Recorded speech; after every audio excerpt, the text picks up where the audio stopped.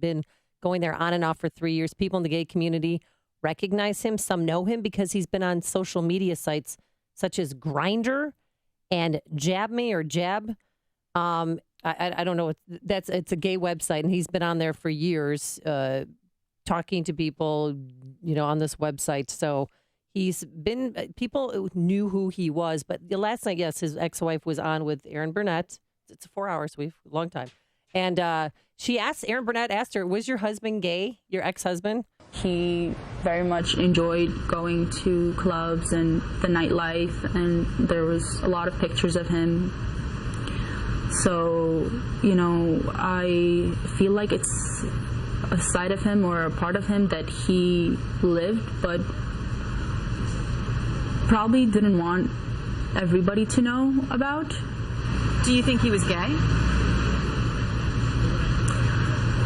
I don't know. He never personally or, physically made any indication while we were together. But he would go to these clubs all the time, and that is something that I'm sure his Muslim parents would not have approved of. We're also learning, too, that hours before the shooting, he went to Disney Springs. Have you ever been to Disneyland? Disney Springs, it's not an entrance into Disneyland, but it's this strip mall right by Disney World. Excuse me, not Disneyland. And he was there for a few hours before the shooting, before he went to that nightclub. Okay. So they're interviewing people there to see, if he would have done something to the kids and the parents, we don't know. But then right before that, he went to the Pulse nightclub. Well, look, I mean, he was radicalized. So no, he was gay. I think, and I said this yesterday, I think he's a latent homosexual who's probably a scorned lover by somebody, and that's why he did what he did. He's a jihadist wannabe. Oh, this was a scorned lover situation. Well, he did watch ISIS propaganda and beheading videos, but who has? I mean, I watch those. Does that make me a jihadist? Because I watch those, and you know that I watch them because I say, the latest one's disgusting, and he watched other propaganda videos. How many trips to Saudi Arabia have you taken? 0.0. How many times were you under investigation by the FBI Twice. for terrorism-related activity? Not terrorism-related activity, but other activity. Right. I was, yes. I'm talking about the killer. We'll get to your life story some other day. I don't need to talk about that. So the point is, this is not a spurned lover situation. This is somebody who desired to or was in some way affiliated with ISIS and was radicalized at some point. There was a break in his life at some point, which is, by the way, the definition of radicalization. I was somebody one day, and then over the course of some period of time, I became somebody and something else. I became evil, is what I became. And so to your point, there's this past life, which includes this account from a drag queen who worked at Ruby Tuesdays. Oh, that's the place where you can get your slushie on the wall? This right? is... With alcohol in it? I'll take your word for it. Yes, you can't. This is from the Daily Beast. Omar, the killer, I want to say his name, regularly picked up lunch from a drag queen at Ruby Tuesday. He may have even gone to see a drag show or two, a former high school classmate told the Daily Beast. I can't believe I knew this dude. He worked at GNC at the Treasure Coast Mall when I was at Ruby Tuesdays, and he graduated from the same high school in 2004. He was a jokester, and at the time didn't have an issue with the LGBT community. That's the thing that's pinning me to the wall the most, that it was a gay nightclub, because he would come into the restaurant and laugh with us. Now, juxtapose that to how much of a jokester he wasn't by the time he was working for the security company for which he was working, where you had one employee say of the killer, I quit because everything he said was toxic and the company wouldn't do anything. This guy was unhinged and unstable. He talked of killing people. So yeah, and that guy was Daniel Gilroy, and he's a former police officer who,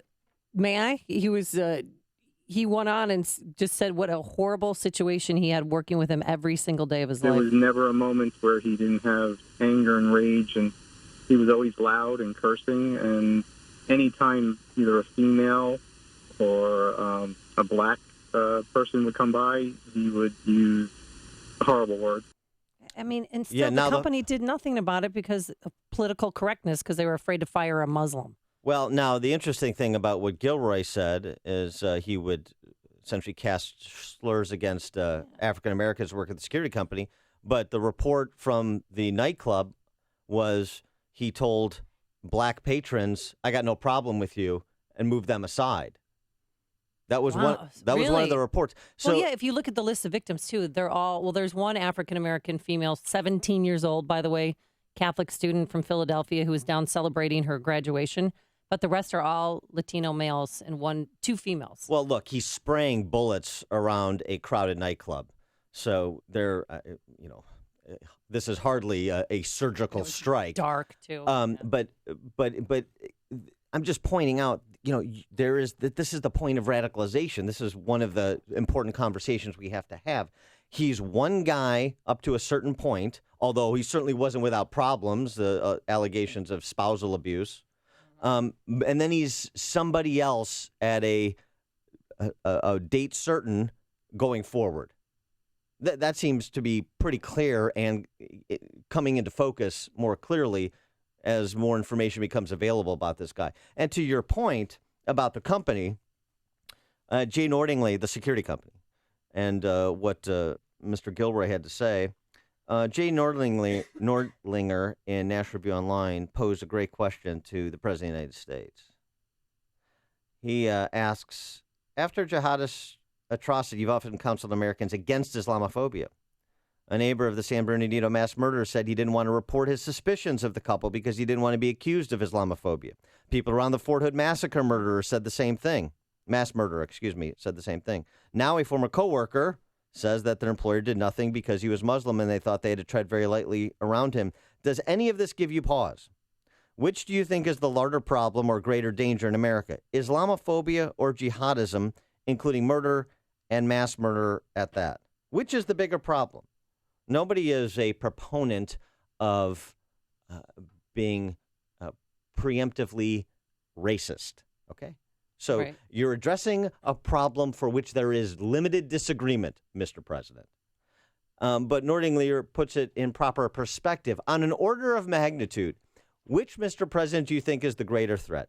Jihadism or Islamophobia? We'll take your calls, 312-642-5600, turnkey.pro answer line, 64636DA, turnkey.pro text line. And oh, by the way, this, of course, is not limited to America.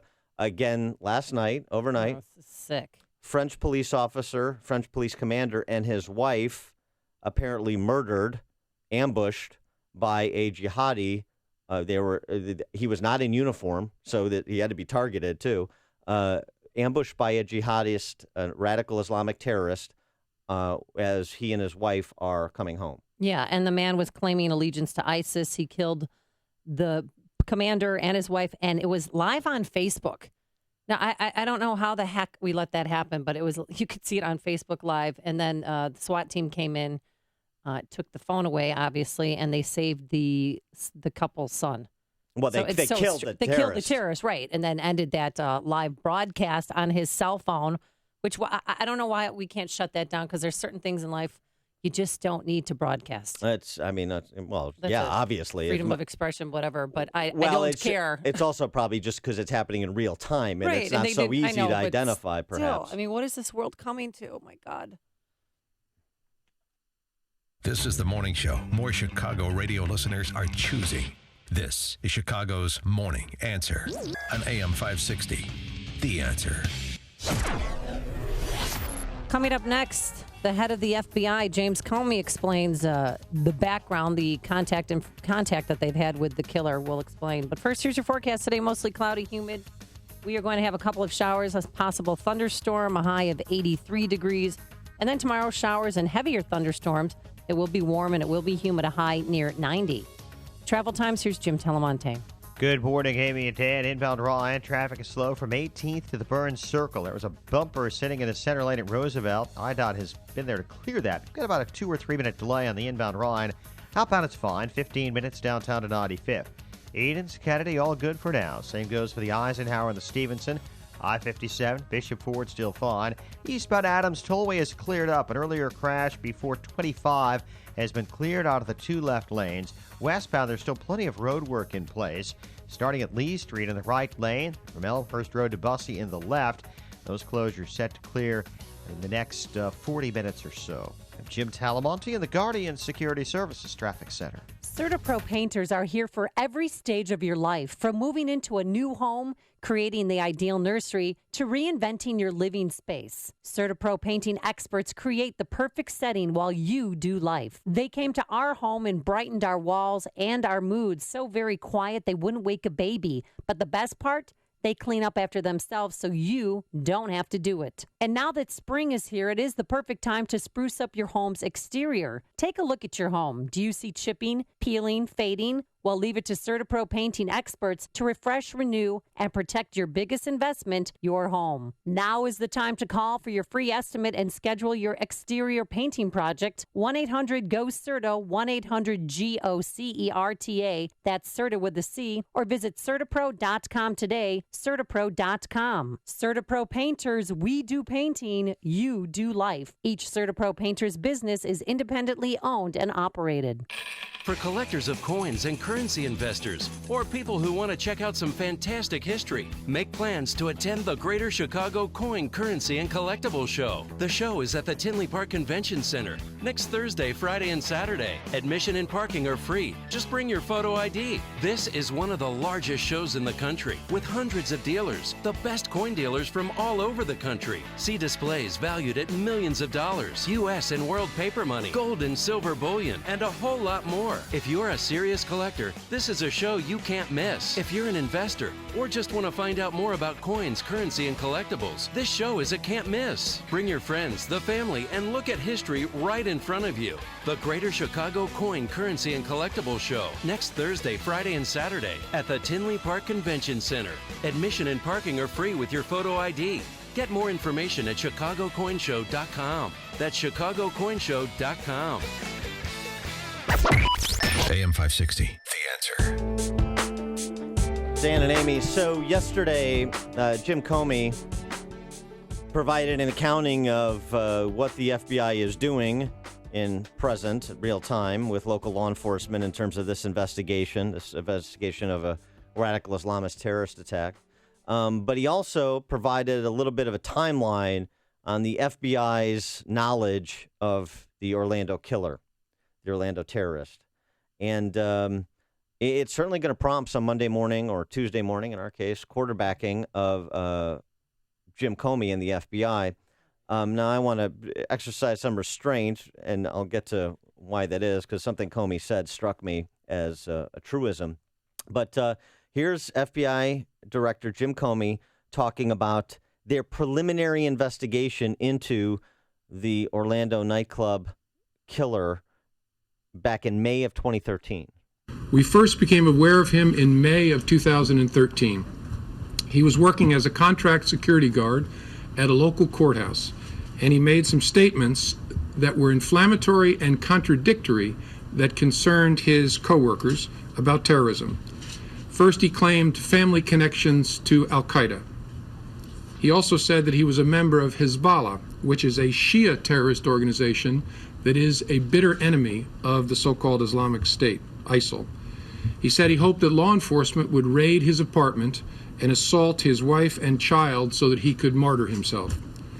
When this was reported to us, the FBI's Miami office opened a preliminary investigation. And the preliminary investigation they opened and ultimately closed. Our investigation involved introducing confidential sources to him, recording conversations with him, following him, reviewing transactional records from his communications, and searching all government holdings for any possible connections, any possible derogatory information. We then interviewed him twice. He admitted making the statements that his coworkers reported, but explained that he did it in anger because he thought his coworkers were discriminating against him and teasing him because he was Muslim. So basically, they're saying the coworkers were racists. Right. And this is one of the areas where you have to do a little bit of Tuesday morning quarterbacking. It was the investigation concluded simply because he made an allegation that he was the victim of racism. Yeah, I mean, they said it lasted 10 months, and you heard them that they followed him, they checked his correspondence. But, Yeah, they erred on the side of caution. They erred on the side of political correctness. Well, this is the I question. think that's the big exactly question. what they did. I listened to that in my car yesterday and thought, "Are you kidding me?" I was pounding my steering wheel. We're such a politically correct society, and that's why this is going to keep happening. They thought he was important enough to send undercover informants to run people at him to see what he was going to say. And the fact that he was making statements about groups that are in conflict with one another you're not testing somebody's geopolitical knowledge. No. You're testing how much of a threat they are. And this guy trying to find his space to, radicalize and do so, or in the process of radicalizing, trying to find his space, trying to figure it out. But he was on a path towards terrorism. That's the question. I don't think that question was asked in follow-up, but that's a question that Jim Comey's going to have to answer. Now, in July 2014, they revisit the Orlando killer. We're back. Right. So, a little more than a year later. And we learned from the investigation that the killer knew him casually from attending the same mosque in that area of Florida. But our investigation turned up no ties of any consequence between the two of them. So he attended the same mosque as another terrorist suspect who was the American suicide bomber in Syria, the first one. And he was talking to his coworkers about this guy and what great work he did. And the FBI reopens another investigation on him, and still nothing. And so Jim Comey, now listening to what Comey had to say about the two interactions with the Orlando killer, he comes away to say this about the job the FBI did leading up to those tragic events over the weekend. We're also going to look hard at our own work to see whether there is something we should have done differently. So far, the honest answer is I don't think so. I don't see anything in reviewing our work that our agents should have done differently, but we'll look at it in an open and honest way and be transparent about it. Our work is very challenging. We are looking for needles in a nationwide haystack, but we're also called upon to figure out which pieces of hay might someday become needles. That is hard work. If we can find a way to do that better, we will. Yeah, so that last part, looking to try and find which pieces of hay will become needles, it's easy after the fact to say, but those two interactions with him over the span of a relatively short period of time, if somebody comes up multiple times, and I know the second time was a tenuous connection, just attending the same mosque, but as you said, some of the things he said about that suicide bomber may be relevant, especially in the context of the first look at the Orlando killer back in May of 2013, or at least starting that and looking at him for 10 months. Boy, I don't want to indict the FBI because I think their job is immensely difficult. And oh, by the way, they're not just sitting around flipping cards into a hat. No. Jeff Sessions over the weekend on Fox News Sunday, 570 people have been arrested or indicted in connection with terrorist activity in the United States since 9/11. But boy, this seems like a big miss to me. Seems like a big miss to me. Listen to Dan and Amy on your smartphone. Download the AM 560 mobile app today at 560theanswer.com/mobile.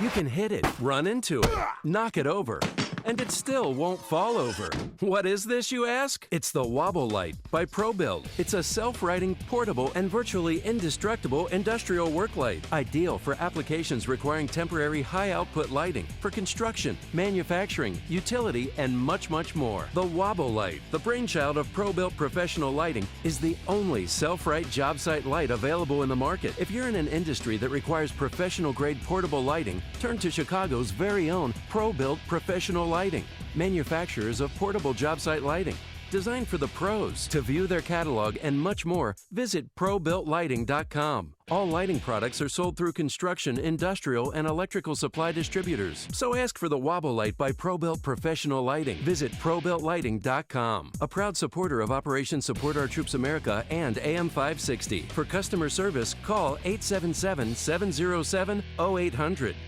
Business owners, I want you to stop and think about the one part of your organization that you simply cannot live without. What comes to mind? Your employees, your location, your customers? How about your technology? Let's face it, everything rests on your network running smoothly and efficiently, and that's where Turnkey IT comes in. They understand the value of your network and the critical role it plays in your company. Hey, they'll keep your network up and running and resolve any problems 24/7, even on the weekends, so that you can focus on the important things. Turnkey IT's team of professionals will respond to you quickly. They won't roll their eyes when you ask them questions or try to dazzle you with confusing technical jargon. So this spring, Turnkey IT is offering a free security audit. That's right. Even if you have an IT guy, this free security audit will help you understand if they're keeping your data safe from viruses and hackers.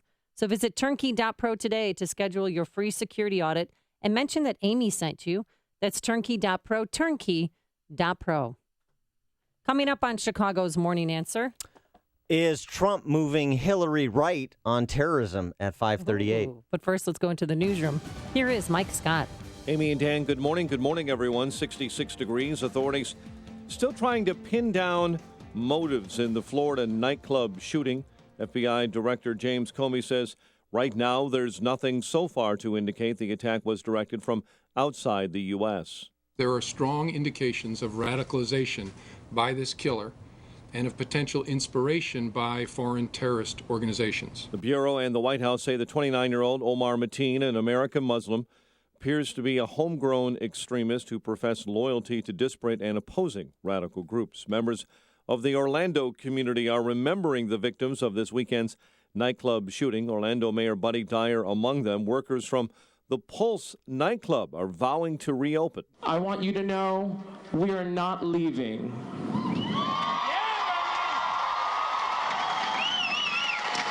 We are here to stay. The shooting at the gay nightclub in Orlando drew responses from both presumptive presidential nominees. Democrat Hillary Clinton restated her support for banning certain military-style weapons, while Republican Donald Trump responded to the Clinton plan. We're led by a man that either is not tough, not smart, or he's got something else in mind. And the something else in mind, people can't believe it. The president on Sunday called the attack that killed 49 and injured more than 53 at a gay nightclub an act of terror and an act of hate. As Dan and Amy have been talking about with you this morning, we're following a developing story in France where the president has declared attacks on 2 police officials an act of terror.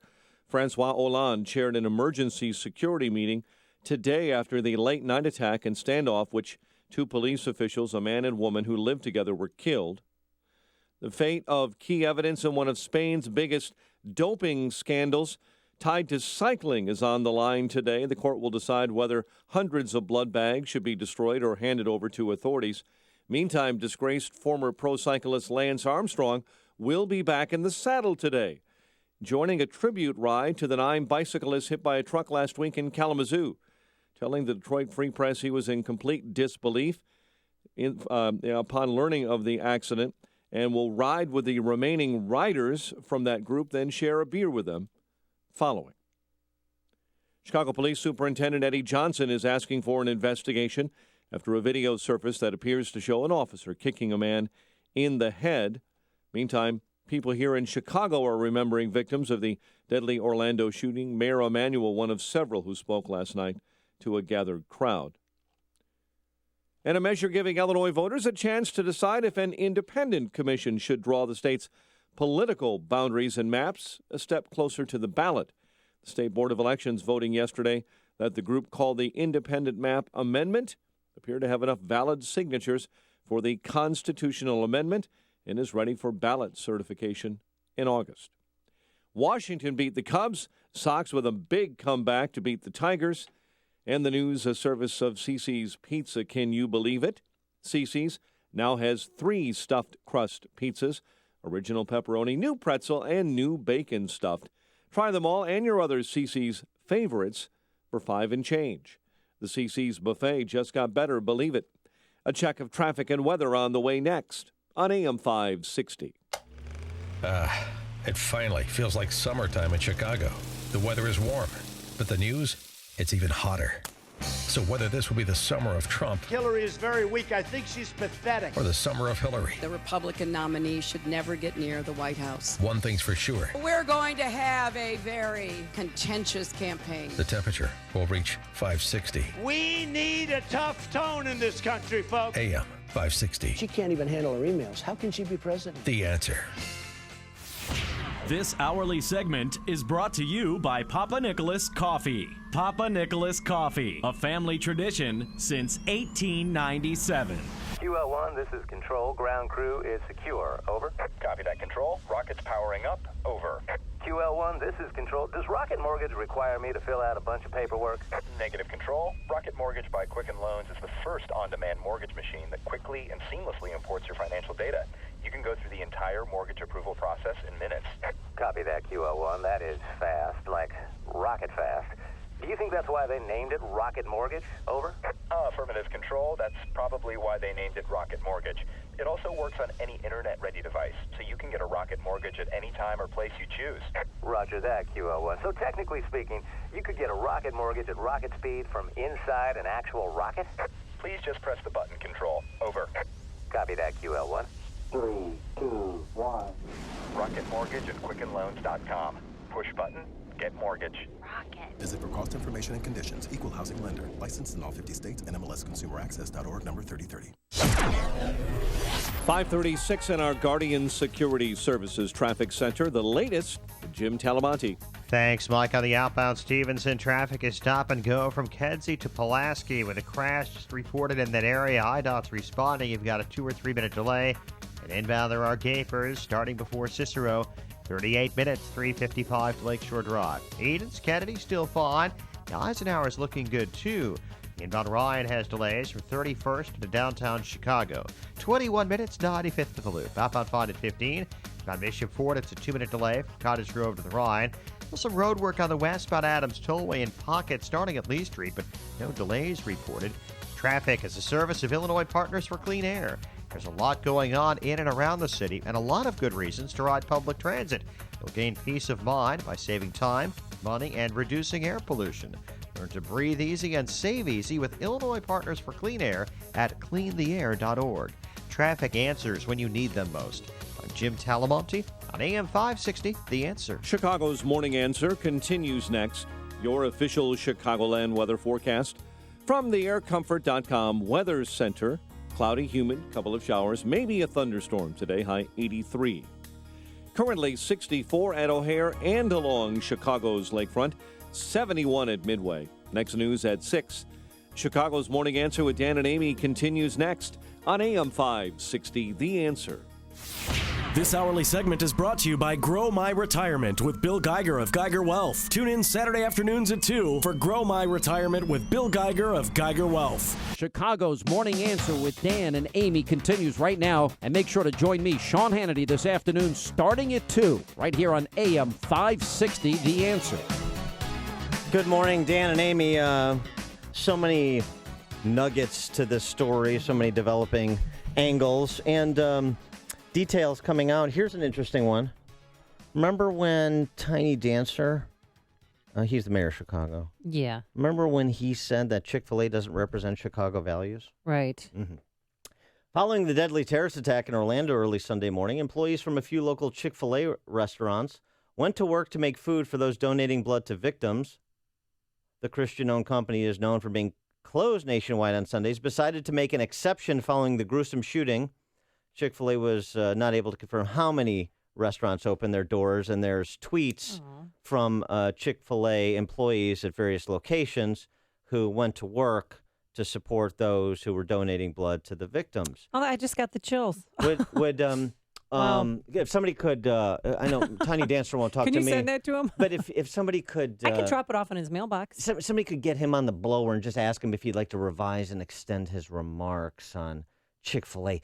That's what Christians do, Mr. Mayor. I know you're not familiar. So anyway, and did you see those blood just donation lines? I mean, 1,500 people at least were in separate lines, and that was just a way to help out our fellow Americans. So good for them. Now, we talked about the Orlando killer's ex-wife. Yeah. And her interview on CNN where she was asked the question straight away. Is your husband gay? Right. And she demurred, but you're finding that on a foreign television station, she did another interview where she was less reticent to talk about it? Yeah, she said she was speaking with Brazilian TV, and she said that she thought her husband was homosexual and that he frequented that gay nightclub many times, that his father, her ex-father-in-law, would yell at him in front of her saying, "You're gay."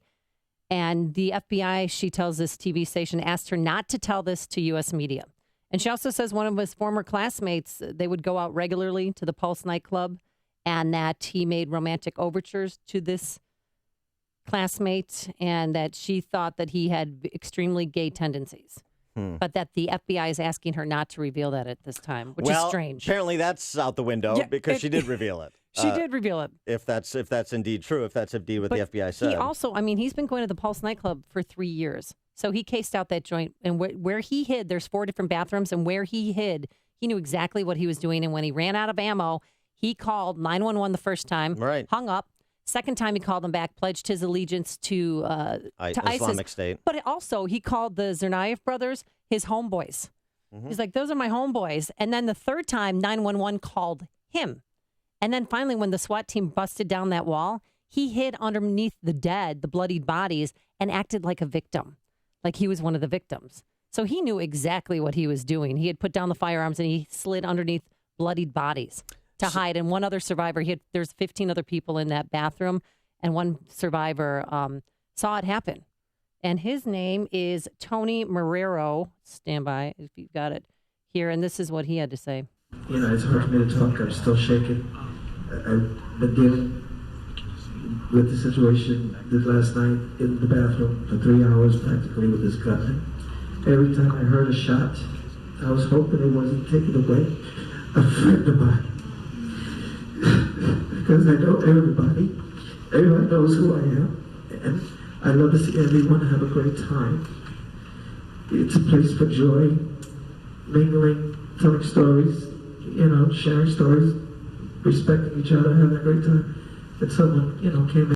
Yeah, it's a horrible situation, but he's lucky that he survived. Now, the killer's father took to YouTube to issue a statement, in addition to the statement he issued over the weekend in the wake of this mass murder, this terrorist act. This is the father essentially denouncing, saying, I don't forgive my son. The reason that I want to invite you in my house, because the United States is the house of everyone. And what he did was, he's wrong. And I don't approve of him, what he did. As a father, I don't forgive him. And he was living separately, as I said. If he had such a horrible idea, I wish he did go out of the United States, killed himself somewhere else. Even though that he was my son, I don't want no father to go through what we are going through. And I'm very sad and I'm very mad and angry. Why did he do that? And this is a man who is a pro-Taliban person. He was on, Kerry Sanders from NBC News interviewed him too, and he tried to back away from that. He goes, no, let's just focus on what happened with my son. Mm-hmm. But his son could be gay. I think he was latent homosexual, was also drinking, which is against Muslim code. You're not supposed to be partaking in beverages, and he would clearly go to bars all the time. And I don't know. I mean, that does, but I mean, that is no counterbalance to being a radical Islamic terrorist. We've know from other radical Islamic terrorists, including the Tsarnaev brothers, they didn't always abide the no substance abuse. And Muhammad provision. Atta did too. The night before 9/11, he got drunk at a strip club. And Trump had something interesting to say about the string of terrorist attacks that have happened on U.S. soil, and we'll get to that in just a minute. But let's take a couple of calls. Mark on the South Side, you're on Chicago's Morning Answer. Yes, Dan. I called in about a month ago, and I had said that if there is a terrorist attack in this country before the election, Trump will be president. Your response was, I agree with that. I was wondering if you thought about the political implications of what happened. And one more quick point, since you were talking about Comey with the investigation. If they were this incompetent about the investigation of this killer, when it comes to the emails, there's no way in the world they're going to be able to sell to the American people that it was a fair an honest investigation. Yeah. And I'll hang up and wait for your response. Thanks, Mark. I still agree with myself. Okay. From a month ago. So, yes, I do think, politically, I don't mean to be cynical about it, but you have to look at this in a political context. You have both presidential nominees weighing in, and I do think this is going to inure to the benefit of Donald Trump. I don't think there's any question about it. And I think what he said yesterday and what he said in the last 36 hours in comparison to what Hillary Clinton has said makes a big difference. How big a difference does it make? How big, Dan? The Phoenix LGBT organization has issued their endorsement in the presidential race. Let me guess, for Donald Trump. For Donald Trump. Yeah. They basically took a snapshot of Hillary's tweet about, I'm not going to declare war on Muslims and stuff, and said, we're endorsing I'm paraphrasing. We're endorsing Donald Trump. Enough of this, exclamation point. Wow. So, yeah. Bruno in Naperville, you're on Chicago's Morning Answer. Hey, you know, it took the police 3 hours to go into the building after the shooting. I wonder how many people were lying on the floor that could have been saved who maybe bled out while they were waiting for rescuers to come in and help them. Yeah. Well, and also, too, how many victims were accidentally shot by those 14 responding officers? They're going to try and figure that out as well. But here's the problem. Thanks for the call, Bruno. The off-duty Orlando police officer who was the security guard, he retreated. He didn't engage, and he ran away. And that's how he got in, because that's what I learned last night on NBC News. I was horrified because I wondered, why didn't he fight back? I mean, what happened? And they said that he retreated and called 911. Well, I mean, look. And that's a little, because I don't know if he wasn't armed, or if he was scared, or if he was caught off guard, but he retreated.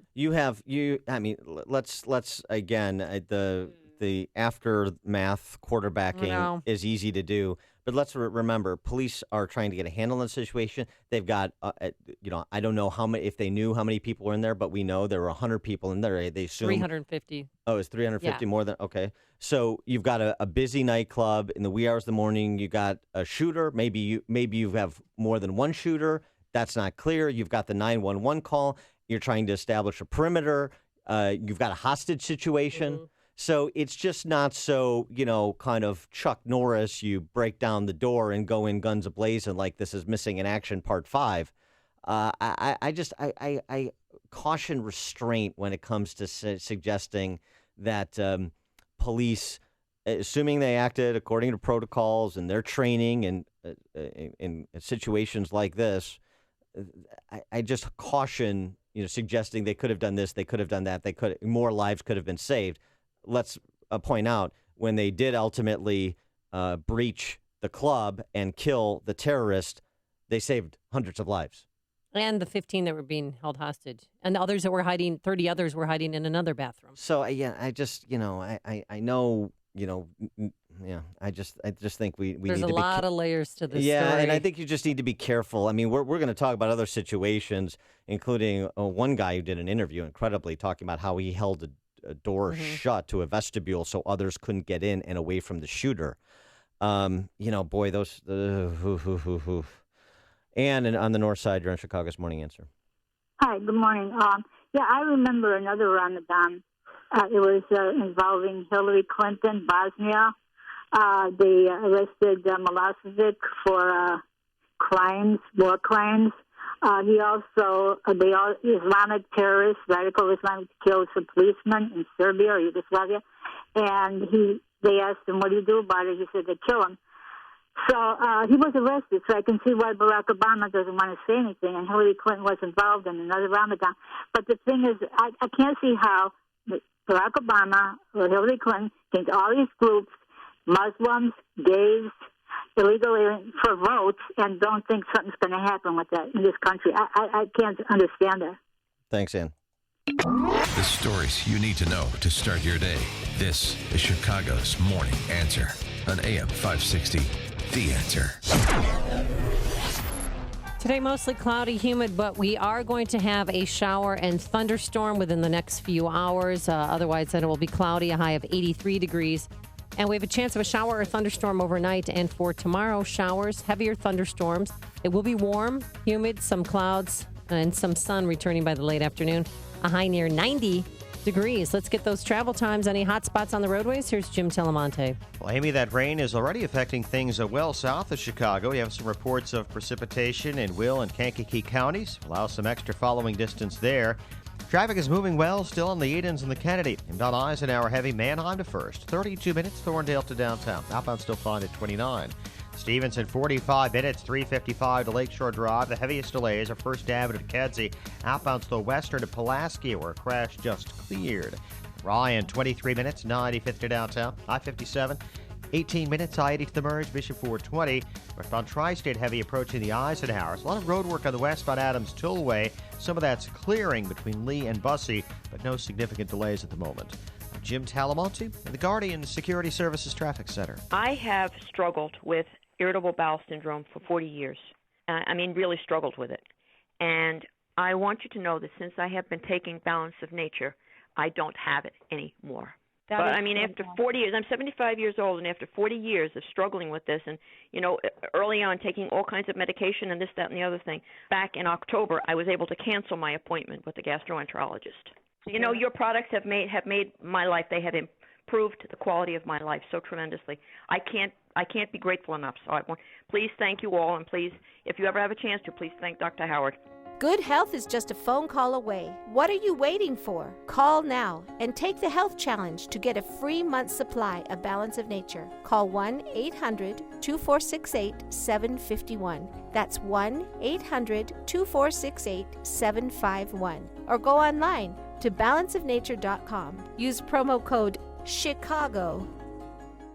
On AM 560 The Answer, we talk about the important issues that affect your world. Things like the economy, education, and foreign policy. There's always so much going on in the news that we don't always have the time to focus in and talk about the big ideas behind the important issues. Enter Upstream Ideas online at upstream-ideas.com. Upstream Ideas, in partnership with the Illinois Policy Institute, provides the kind of information that informs the policy discussions happening here on AM 560. At Upstream Ideas, you'll broaden the debate, move beyond partisan assumptions, and challenge accepted beliefs. Upstream Ideas goes against the current and thinks upstream. Go online now at upstream-ideas.com. That's upstream-ideas.com. You'll be armed with new information and fresh perspectives to help encourage you to make the state of Illinois and the United States of America a bit freer, a bit more just, and a bit more civilized. Upstream-ideas.com. This is an alert. If your business or church is building this year, you're about to pay more than you should. This could mean thousands of dollars more for your office, retail space, church, or warehouse. A General Steel building can save you as much as half the cost and time of similar conventional construction. And we're offering rebates of up to $20,000 to help you build today. Call General Steel for free information that could save you thousands. Call 800-98-STEEL. 800-98-STEEL. That's 800-987-8335. Mike Rowe here with a quick IAQ test for my buddy Bill. Wait, I didn't study. IAQ stands for Indoor Air Quality, something 1 hour excels at. Well, I aced my SATs, so... Yes or no? Do you breathe inside your home? Yeah. And what do you breathe? Air. And what's in that air? Air? Sorry, we were looking for dust mites, household pollutants, even formaldehyde. Wait, I need to move. Or you could call 1 hour and improve your IAQ. That sounds smarter. Let's see how you do with the disclaimer. Each independent franchise is licensed in its respective state or county. Not bad. AM 560, The Answer. Dan and Amy, turns out that the Orlando killer, yes, registered Democrat, registered to vote on July 19, 2006 in Florida with the Democrat Party. Now, this is immaterial to me. I don't care if he's a Democrat, Republican. I only point this out because had he registered with the Republican Party, the New York Times headline yesterday would have been, Republicans grapple with fallout from mass murder by one of their own. Yes, you're right. They would have pointed that out. That would have been the headline. But since he's a Democrat, people go, who cares? Again, he's dead, really, who cares? This is just not an opportunity to make it about, mass murders or Democrats or Republicans. I'm not doing that. It's just an opportunity to point out Washington press court, Eastern Seaboard media hypocrisy, because you know how it would have been covered had the party affiliation been different. You've made the switch, and it feels so good. You've switched to Chicago's Morning Answer on AM 560. The Answer. This is Pete. I've had 3 missing teeth and have been thinking for a while about getting something done to get them replaced. I went to Dr. Neruzzi at Fox River Periodontics to see what they could do, and I'm glad that I did that. The staff there was fantastic. Dr. Neruzzi made sure I was comfortable during the entire process, always checking to make sure there was no pain. All my visits were very pleasant, and I'm glad I had it done. Another piece that made it fantastic was they worked with me on the payment. As all of us know, these are not inexpensive items to do, so they worked with me on the payment options as well as with my insurance carrier to help minimize my out-of-pocket cost. I feel so much better now that I've had my teeth and my dental implants put in. I feel more confident as I'm walking around. For those of you out there that are missing teeth and thinking about doing this, I would recommend you see Dr. Neruzzi and his staff. They're great, and I would highly recommend them going forward. This is Dr. Neruzzi. I personally guarantee your happiness with your implants. Go to implantsforme.com. For missing teeth, dental implants are wonderful. The advantages are fantastic. Just remember, implantsforme.com. Implantsforme.com. Stock market may seem like a roller coaster ride, but your finances don't have to be. You may be wondering, is there another big correction on the horizon? If so, are you prepared, or are you at the mercy of stockbrokers if it happens? Let Online Trading Academy teach you how to navigate the stock market during these changing times. They offer professional trading and investing education for every skill level. They'll teach you a rules-based strategy, trading on knowledge, not speculation, so you can identify market changes before they happen. Reserve your seat today for a free half-day training course at their state-of-the-art education facility in Lombard. Call 877-OTA-CHIC now. Mention this ad, and Online Trading Academy will send you a free home video study course valued at $247 just for calling. Call now, 877-OTA-CHIC. Tasty Catering is bringing outdoor happiness to you and your coworkers in a variety of forms this picnic season. Down-home barbecue, street tacos, sausages and sandwiches, steaks, chops, fish, Greek feasts, pig roasts, the list goes on. Tasty Catering picnic foods are getting more deliciously sophisticated than ever, too, which means you can meet everyone's needs with even more great picnic food options. Organic, gluten-free, vegetarian, vegan, and dairy-free options never tasted so picnicky. Your picnic doesn't stop with amazing freshly grilled food, entertainment, rentals, decor, venue selection. Get everything you need with one single call to Tasty Catering. Inflatables and crafts for the kids, games and athletics for the teenagers, beverage packages and entertainment options for the adults. There's so much to choose from. The best company picnics start at tastycatering.com. View picnic menus, entertainment options, picnic spots, and more when you visit tastycatering.com. CertaPro painters are here for every stage of your life, from moving into a new home, creating the ideal nursery, to reinventing your living space. CertaPro painting experts create the perfect setting while you do life. They came to our home and brightened our walls and our moods so very quiet they wouldn't wake a baby. But the best part?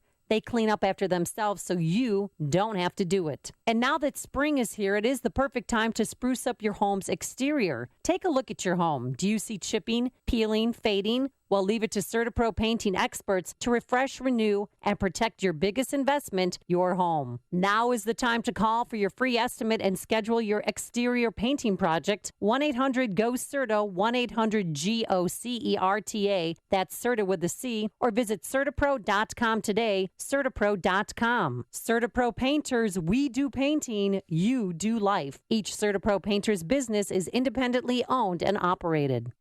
Coming up on Chicago's Morning Answer. Donald Trump has a proposal that Hillary Clinton rejects, and Hillary Clinton is still confused about evil versus the instrumentality of evil. We'll have that at 6:06. And then later, we introduced you to her yesterday, a mother who lost her son. Well, today, she finally learned that her son has died. But first, let's go into the newsroom. Here is Mike Scott. Amy and Dan, police are reviewing and investigating a video appearing to show an officer kicking a man. Property taxes are going way up in the city of Chicago. A daycare worker convicted of murder is granted a new hearing. Former Bear defensive lineman Brian Robinson dies at the age of 41. White Sox rally past the Tigers in 12 innings. Cloudy, humid day ahead with a couple of showers. WIND Chicago News Time, 6 o'clock. Fox News Radio, I'm Dave Anthony. We are one Orlando. A vigil for the massacred. Thousands showed up in Orlando to honor Sunday's victims, 49 murdered at a gay nightclub. Luis Omar Ocasio-Capo. They read the names at that vigil in New York City, and there were gatherings nationwide. Fox's Eben Brown is live outside the Orlando Regional Medical Center. Dave, this is the hospital where victims were taken. It's just blocks from Pulse nightclub, and 5 victims are said to still be in grave condition. Doctors are expected to talk with reporters in a few hours about that. The FBI continues their probe into the life of shooter Omar Mateen, and they now say his wife is cooperating with them. She was seen escorted by police retrieving things from her home. And now press reports say people who frequented the club saw Mateen there in the past. One person says he recognized Mateen from a dating app often used by gay men. Dave? And Donald Trump and Hillary Clinton both talked terror in reaction to what happened in Orlando, sounding very different. Fox's Rachel Sutherland live in Washington. Dave, Trump says he wants to close the U.S. border temporarily to people coming from areas of the world where there's a proven history of terrorism. We have a dysfunctional immigration system. But if I get in there, it's going to change, and it's going to change quickly. Clinton pivoted away from the Obama administration when she used the term radical jihadism in her speech. But she cautioned against alienating Muslims in America because she believes they can help recognize radicalism early on. We should be intensifying contacts in those communities. Clinton also said there's no place for what she called weapons of war on our streets. Dave? Rachel, the polls just opened in Washington, D.C. for the last Democratic primary. Clinton, already the presumptive nominee, will meet with Bernie Sanders this evening. A once-convicted terrorist is dead in Paris after stabbing a police officer, then taking his wife hostage last night and murdering her, too. Police stormed into the home, killed the attacker. The couple's 3-year-old son was found unharmed. Fox News Radio, fair and balanced. In Chicago, we have mostly cloudy skies this morning, 66 degrees. At 6:02 on AM 560, The Answer. Good morning, I'm Mike Scott. There are reports this morning from the Associated Press that Muslim mosques in and around Chicago are reporting receiving threats in the wake of the weekend shootings at the Orlando nightclub that left 49 dead.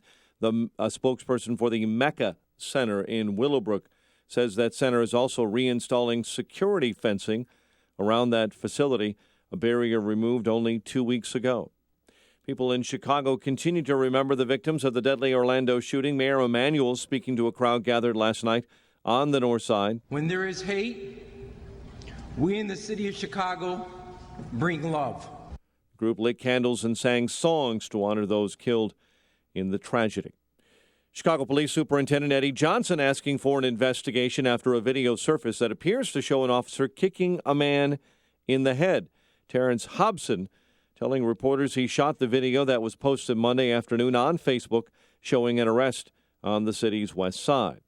Chicagoans can expect a higher property tax bill this year. Property taxes jumping by 13%, a record tax hike approved by the city council last fall to try and bail out police and fire pensions. House Speaker Mike Madigan canceling a planned work session for tomorrow. Chicago Democrat releasing a statement that other working groups continue to meet to discuss a solution to the year-long budget stalemate. After the legislature's failure to approve a balanced budget, Madigan promised the House would meet and work each Wednesday. A Lake County judge is granting a new hearing for a former Lincolnshire daycare worker found guilty of murdering a toddler in 2011. Judge ruling yesterday that new testimony will be allowed in the case of Melissa Kalusinski, a 29-year-old serving a 31-year prison sentence after she confessed to killing 16-month-old Benjamin Kingan. Her lawyers claim the confession was coerced. Former Bears defensive lineman Brian Robinson has passed away at the age of 41. Robinson of Gurnee was found dead at a hotel in Milwaukee Saturday night. He played for Chicago from 1998 to 2003. Bears say Robinson will be remembered for his determination and work ethic. Washington beat the Cubs 4-1. Sox over Detroit in 12-10-9. And the Bears open their mandatory minicamp today. The news service of TGI Fridays. Don't miss Dine and Drink only at Fridays, ending soon. Get a petite sirloin, cheddar mac and cheese with a glass of Dark Horse Cab or a juicy truffle-stacked burger, fries, and a blackberry margarita. Offer valid at participating locations for a limited time. Valid while supplies last. Some restrictions apply. Please drink responsibly. A check of traffic and weather on the way next on AM 560. Personal finance is 80% behavior, 20% head knowledge. Dave Ramsey. The reason you're in debt is behavior, not math. The way you get out of debt is behavior, change, not math. You can't borrow your way out of debt. How many times have you heard someone say, I had a whole bunch of credit card debt and I paid it off by getting a second mortgage? You didn't pay it off. You moved it. The Dave Ramsey Show, weeknights starting at 7, right before Michael Medved at 10. Presented by Wintrust Community Bank on AM 560. The Answer. If you want to work until you drop, reduce your standard of living in retirement, or lose more of your hard-earned money in the stock market, then just ignore me. But if you'd like to generate a steady, predictable income, I'm talking real wealth and financial security for as long as you live, then listen to this. A free report is now available that reveals the money-making secrets Wall Street and the banks don't want you to know. It reveals how you can get guaranteed growth, safety, and wealth-building power without risking your money in the Wall Street casino. To get your free special report, visit bankonyourself.com. That's bankonyourself.com. Focus. You need it to run a business, so don't let legal questions distract you. Use LegalZoom instead. Things like lease agreements and employment laws get complicated, but they're part of running a business. That's why LegalZoom built a network of independent attorneys in 48 states. You can rely on them for the legal details without paying by the hour, since LegalZoom isn't a law firm. So focus on growing your business and use LegalZoom for the legal stuff. LegalZoom. Legal help is here. 6:06 in our Guardian Security Services Traffic Center. Here is Jim Talamonte. Thanks, Mike. On the northbound Tri-State Tollway, traffic is heavy now from the Stevenson to the Hinsdale Oasis and from the Reagan Tollway to the Eisenhower. It's about Reagan Tollway, stop and go Findlay to Myers, where a crash is cleared. Edens is fine inbound Kennedy, 22 minutes. O'Hare to downtown outbound 21. Westbound 190 has delays from the Kennedy to the Tri-State. Inbound Eisenhower, 34 minutes. Thorndale to downtown outbound 30. Stevenson, 47 minutes. 355 to Lakeshore Drive outbound 35. Ryan is 25 minutes. 95th to downtown. Traffic is a service of Staples. Staples has new lower prices on ink and toner and an in-stock guarantee to ensure you always get what you need. Fast in-stock guarantee applies to in-store selection only. Out-of-stock ink and toner will be ordered from in-store kiosk with a $10 discount plus free shipping. Limit 1 cartridge per customer. Traffic answers when you need them most. I'm Jim Talamonte on AM 560, The Answer. Chicago's Morning Answer continues next. Your official Chicagoland weather forecast. From the AirComfort.com Weather Center, here's our meteorologist, Kevin Snyder. Humid with a couple of showers and a thunderstorm today and tonight. High 83, low 69. Couple of showers and a heavy thunderstorm tomorrow. Otherwise, it will be humid with clouds breaking forward. Some sun, high of 89. Partly cloudy at night, low 65. I'm Kevin Snyder on AM 560, The Answer. 64 at O'Hare, 71 at Midway. Your next news update, 6:30. Chicago's Morning Answer with Dan and Amy continues next on AM 560, The Answer. This hourly segment is brought to you by Turnkey IT, giving you the freedom to focus on your business while they handle the technical stuff. Turnkey IT. Good morning. Welcome to your Tuesday morning briefing. Here's what you need to know to start your day. Gunshots to the head, legs, arms, shoulders, stomach, backs. I could just smell the ammo in the air, and I was like, this is a gun. It's awful to experience this with my fellow family. We're also going to look hard at our own work to see whether there is something we should have done differently. So far, the honest answer is, I don't think so. Now that we're seeing terrorists use these assault weapons, that has to be part of the debate. She wants to take away Americans' guns and then admit the very people who want to slaughter us. Let them come into the country. We don't have guns. Let them come in. Let them have all the fun they want. This is Chicago's Morning Answer with Dan Proft and Amy Jacobson on AM 560, The Answer.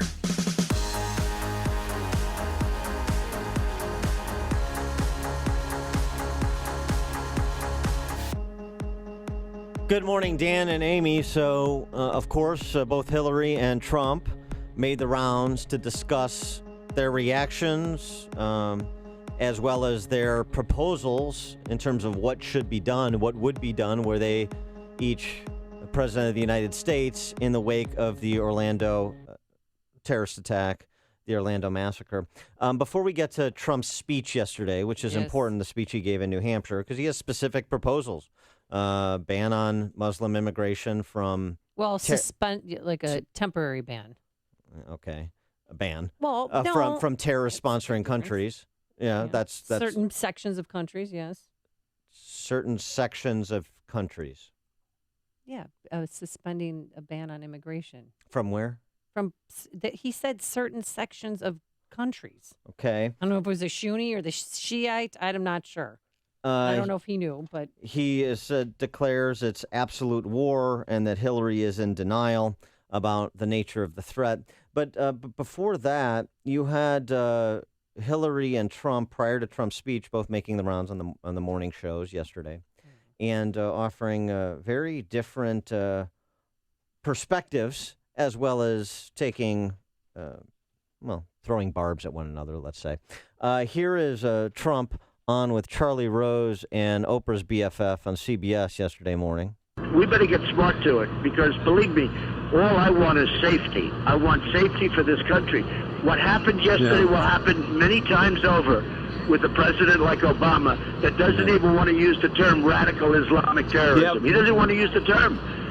And Clinton won't use it either. But Hillary, that is not. I mean, Hillary won't use it, and the reason she won't use it, she's afraid to offend her boss because she doesn't want to go to jail. That's pretty funny. oh my God, please. So that's what he said, and What are we in high school? well, I'll leave you a note by your locker. maybe some truth to that. Hillary responded in part. I mean, this was kind of the phrase she was saying all morning and all over on all the shows, I should say. But she's on Morning Joe. And she said this. And how we're going to try to save people's lives from, the epidemic of gun violence. Now that we're seeing terrorists use these assault weapons, that has to be part of the debate. Part of the debate. Well, yeah. I mean, one ATF agent, I stand with Hillary on something she said yesterday. What's and this is what it was. If the FBI is watching you for suspected terrorist links, you shouldn't be able to just go buy a gun with no questions asked. And not only did she say that, I heard an ATF agent on CNN say the same thing, that anyone that's being investigated for terrorism should not be able to purchase a weapon. Here's the problem. Yes. Was the Orlando killer being investigated at the time? No, but prior investigations. I mean, if they looked into his they did a background check on him. I mean, the gun shop owner, Ed Hansen, came forward and said he passed the background check, guys. So if he didn't buy it from me, he would have bought those two weapons from somebody else. He bought the guns legally. Right, but I'm saying we changed the system so that if you're being investigated... Well, he wasn't being investigated. No, but if he had prior investigations, which he had in 2013 and 2014, that should be part of the background check, and there a red flag should be raised. So if you were investigated, and no charges were ever filed, and the investigation was closed, you should lose your rights. Yes, that's what I think. Really? 312-642-5600, turnkey.pro answer line, 646-36DA, turnkey.pro text line. If you've ever been investigated, and you were clear, the investigation closed. Jim Comey, the investigations in 2013, 2014 closed, no charges. Now, it's a different conversation to say, did the FBI make a mistake in not continuing to surveil, not perhaps bringing charges, although based on what he said, it's difficult to see how they could have brought charges. But could they have kept him under surveillance? Could they have monitored his activity to the extent of purchasing a weapon and then whistled him back in for a conversation? Probable cause to investigate.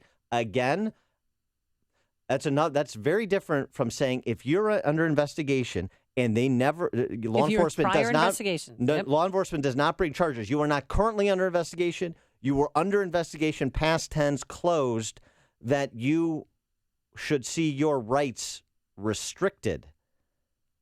Especially if your parents are from Afghanistan and your dad's a pro-Taliban leader. Now we're racial profiling. Yes, we are. Something that people are so politically correct these days that we're not taking it one step further. I'm okay with Omar Mateen if he had not been able to purchase those two weapons. I'd be just fine. And you say that as Monday morning quarterback. It's very easy to say. The implications of saying if I was ever wrongly investigated, if there was a case of mistaken identity, but I have an investigation in my background. Well, what about, Daniel Gilroy, his former coworker, why didn't he go to police to try to get him arrested for stalking? Why didn't his ex-wife, when he beat her, go to police? Because at least there'd be some record. Because I don't know if you can be a wife beater and then still get a job at a security firm. Well, I mean, there's so many things, so many pieces, so many holes in the Swiss cheese that fell through. Right, I agree. I don't want to get into the victim blaming, particularly with the victim of spousal abuse. Destroyed on Twitter yesterday saying, now you're blaming her. Well, but you know what? right. Sometimes people have to come forward. And there's got to be a trail of bad behavior, which there clearly was bad psychotic behavior from this guy. But nobody ever filed a police report. Nobody was, nobody talked to police. I agree with that. I mean, for the whole kind of, kindergarten, see something, say something. But I mean, if Gilroy and I'm not blaming him, if Gilroy at the security firm thought this guy was dangerous and was going to kill people, as he suggested, and the employer didn't do anything about it, and that's why he left the employment of that security firm. Because Mateen was stalking him, too. Then maybe you take that next step and say, hey, I think this guy is a problem, and, you need to take a look at this guy. I think it's a legitimate point to raise. It's something we all have to consider in these days and times. I wonder if Gilroy was also a little bit afraid to go to authorities for the same kind of fear of being accused of Islamophobia. That wasn't racist. That wasn't asked about him, and that he didn't offer that. But I just wonder, because that's essentially seems to me the case with as we saw in San Bernardino, and the case with his employer here. I mean, he said he was unhinged, unstable, and that he talked of killing people, and so he left because it was so toxic. And then Mateen stalked him 20 to 30 text messages a day. And then he also called him 13 to 15 times a day and left messages. Like, I'm going to get you. I mean, it's just psychotic behavior, craziness. Well, also, take that to a prosecutor or police, they're going to press stalking charges against him. Well, also, making threats against a person, that is a problem. You're not allowed to do that. But that, so that was his choice to not go to authority. So it's worth revisiting. Just in terms of thinking about this prospectively, about how you would react in a similar situation, what you would do or not do. I know what I would do. Well, what would you do? Well, I would go to HR, first of all. And then if that didn't work, you go to the police.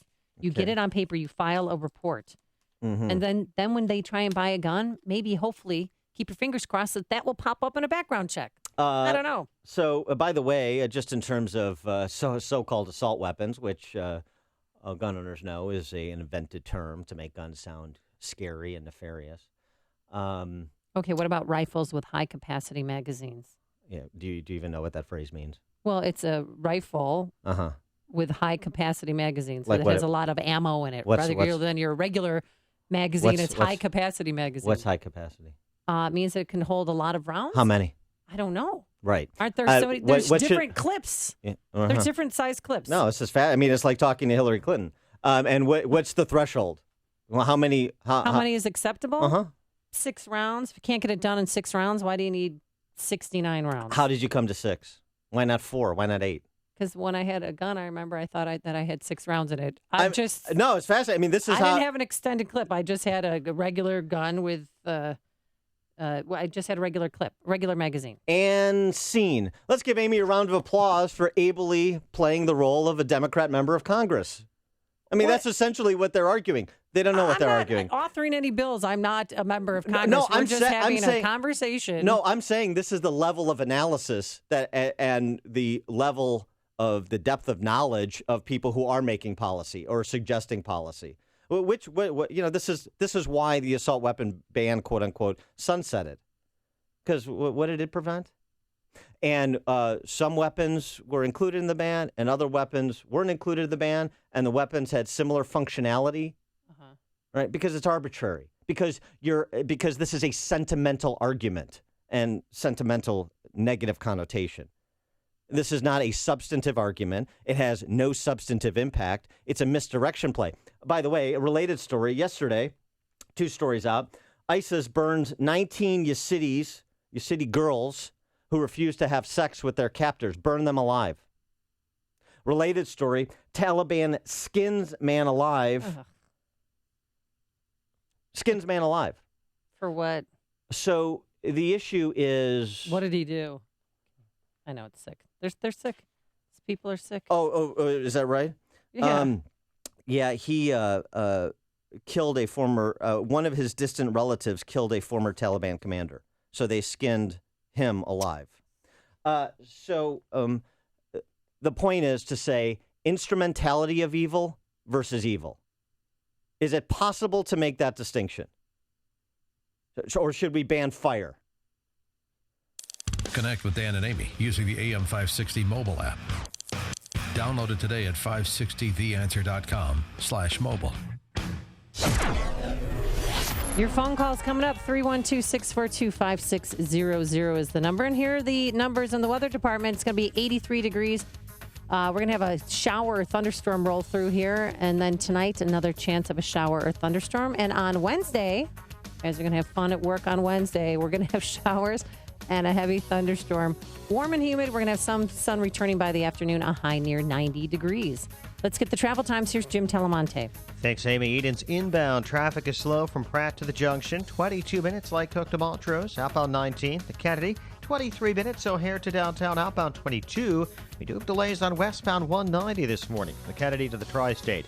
On Eisenhower, stop and go Wolf to First Avenue. 45 minutes, Thorndale to downtown. Outbound 31. Stevenson already 55 minutes. 355 to Lakeshore Drive. It's 40 from the Tri-State.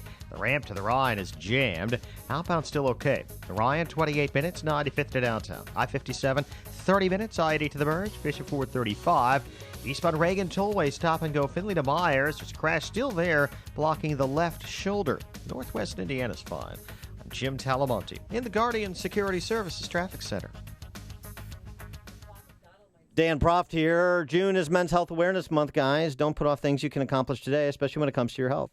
If you like me, you hate going, if you're like me, or if you like me, you hate going to the doctor, but if you knew your appointment would take less than an hour and that you could feel better and have more energy, you'd probably make it a priority. That's what Low T Center can do for you. They make it easy to get your levels checked. You walk in, take a simple blood test, and with their in-house certified lab, you'll know your results within 20 minutes. If you've noticed a decline in energy, stamina, or libido, you may have low testosterone. Low T levels make you feel tired and grumpy and can raise your cholesterol and weight. Low T Center's experienced medical staff will educate you on the benefits and risks of testosterone replacement. At Low T Center, it takes just minutes for results, and their services are covered by most health insurance. So make your health a priority and call Low T Center today at 630-581-5171. Tell them Dan Proft sent you. That's 630-581-5171, or go to lowtcenter.com. Hi, Barry Sterner, founder of your #1 home mortgage lender, Townstone Financial. I continue to get calls and emails from homeowners whose interest rates are above 4%. Please do yourself a favor. Take 1 minute. Dial 312-896-2111 or go to townstone.com and let us give you some no closing cost refinance options today. No closing costs means no hidden costs. I guarantee it, and I own the company. Remember, you don't have to restart your mortgage at 30 years or 15. We can customize the payback period. Also, if your home is worth less than what you owe, we still have the Government HARP program, which will allow you to refinance and save money. And anyone who has an FHA mortgage or one with private mortgage insurance definitely needs to call me now so we can lower your monthly mortgage payments due to the recent increase in home values. The call is free, and so is my time. So dial 312-896-2111. That's 312-896-2111, or go to townstone.com. That's TOWNSTONE.com. Townstone Financial is an Illinois mortgage licensee, 6629, and MLS 136639, equal housing lender. Dad,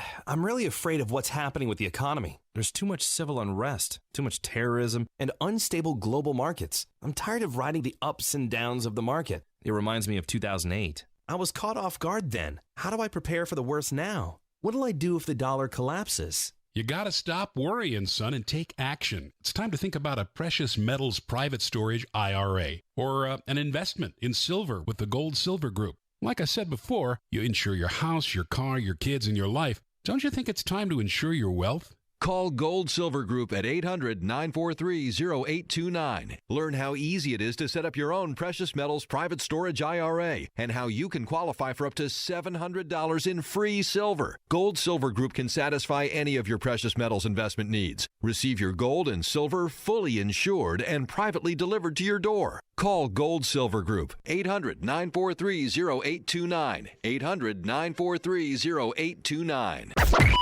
AM 560, The Answer. Dan and Amy still haven't got to what Trump said, but we'll get to it. No, I know. Because he's supporting. If you guys want a pro-same-sex Republican president, he is yours. Okay. Well, no, that's what he said yesterday. Well, not that he's pro same sex, but we'll get to it when it pops. Yeah, up I mean, but let's. part of this discussion in the wake of what happened over the weekend is the inability of the left to understand that you can have a policy disagreement without wanting someone or some group of people to be dead. I can disagree about redefinition of marriage. I can disagree about the redefinition of bathroom spaces. But that doesn't mean I want anybody killed. This is very difficult for the left to understand. And I've got myriad tweets demonstrating how difficult it is for the left to understand. So don't tell me that's not part of the conversation, because it is. Let's go to Zach in Villa Park. You're in Chicago's Morning Answer. So going back to what you guys were talking about as far as, the guy should have lost his rights as owning a gun, I strongly believe that, he should have, the FBI should instill something for people who are being previously investigated. Maybe they need to get a letter of acceptance or something from the FBI to allow him to own a gun again and not just make it as easy as it was. He shouldn't take his rights. But, obviously, with somebody that was investigated for the things that he was investigated for, it could have been vetted a little differently. Yeah. Thanks for the call, Zach. Joe in Romeoville. Good morning. I was thinking that why don't they leave the information that this guy claimed to be a terrorist in his file before they wipe it clean, so that when they do a background check, that stuff pops. I heard that the administration wiped the files clean of all that kind of information yesterday in news reports, and it's like they're promoting this kind of stuff. Well, they didn't scrub the file because otherwise Jim Comey wouldn't know what he knows about the FBI's interaction with the Orlando killer. But the fact that he was friends with that first American suicide bomber in Syria, and they did nothing about it. Well, thanks for the call, Joe. Well, they didn't describe him as friends. They said they went to the same mosque. Right. Well, that's not the same thing. But then he told his coworkers he was bragging about what he did. You see what my buddy did overseas? This is awesome. Well, he's killing people. This is great. And that, to me, there is a paper trail, but you can still buy a weapon with that information in your background. It just surprises me. So here's the thing. There are reports now going all the way back, classmates of his saying he celebrated the 9/11 attacks. And he's gay. Well, okay. But so this is going back now 15 years. And so is it more a question of what the FBI is doing, the protocols they're following, and the people they're following, than it is about preemptorily taking away gun rights and, again, casting a wide net? Casting a wide net when you're talking about, I'm investigated, there are no charges filed, the investigation is closed, now I can't buy a gun. Well, apparently I did nothing wrong. I haven't been charged with anything. Larry and Bartlett. Hey, good morning, Dan and Amy. Amy, I've just got my Ghost card 3 years ago for my international travel.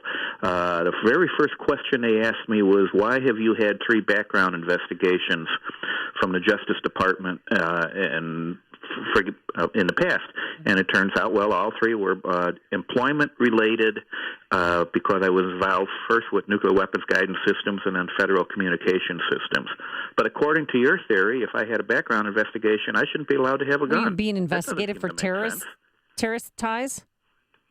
I'm sorry, what? Were you being investigated for terrorist ties? Are your parents from Afghanistan? Are they pro-Taliban When the people? government is investigating someone, they don't tell who they're interviewing, why they are interviewing them. They just say, we're investigating Larry Jones.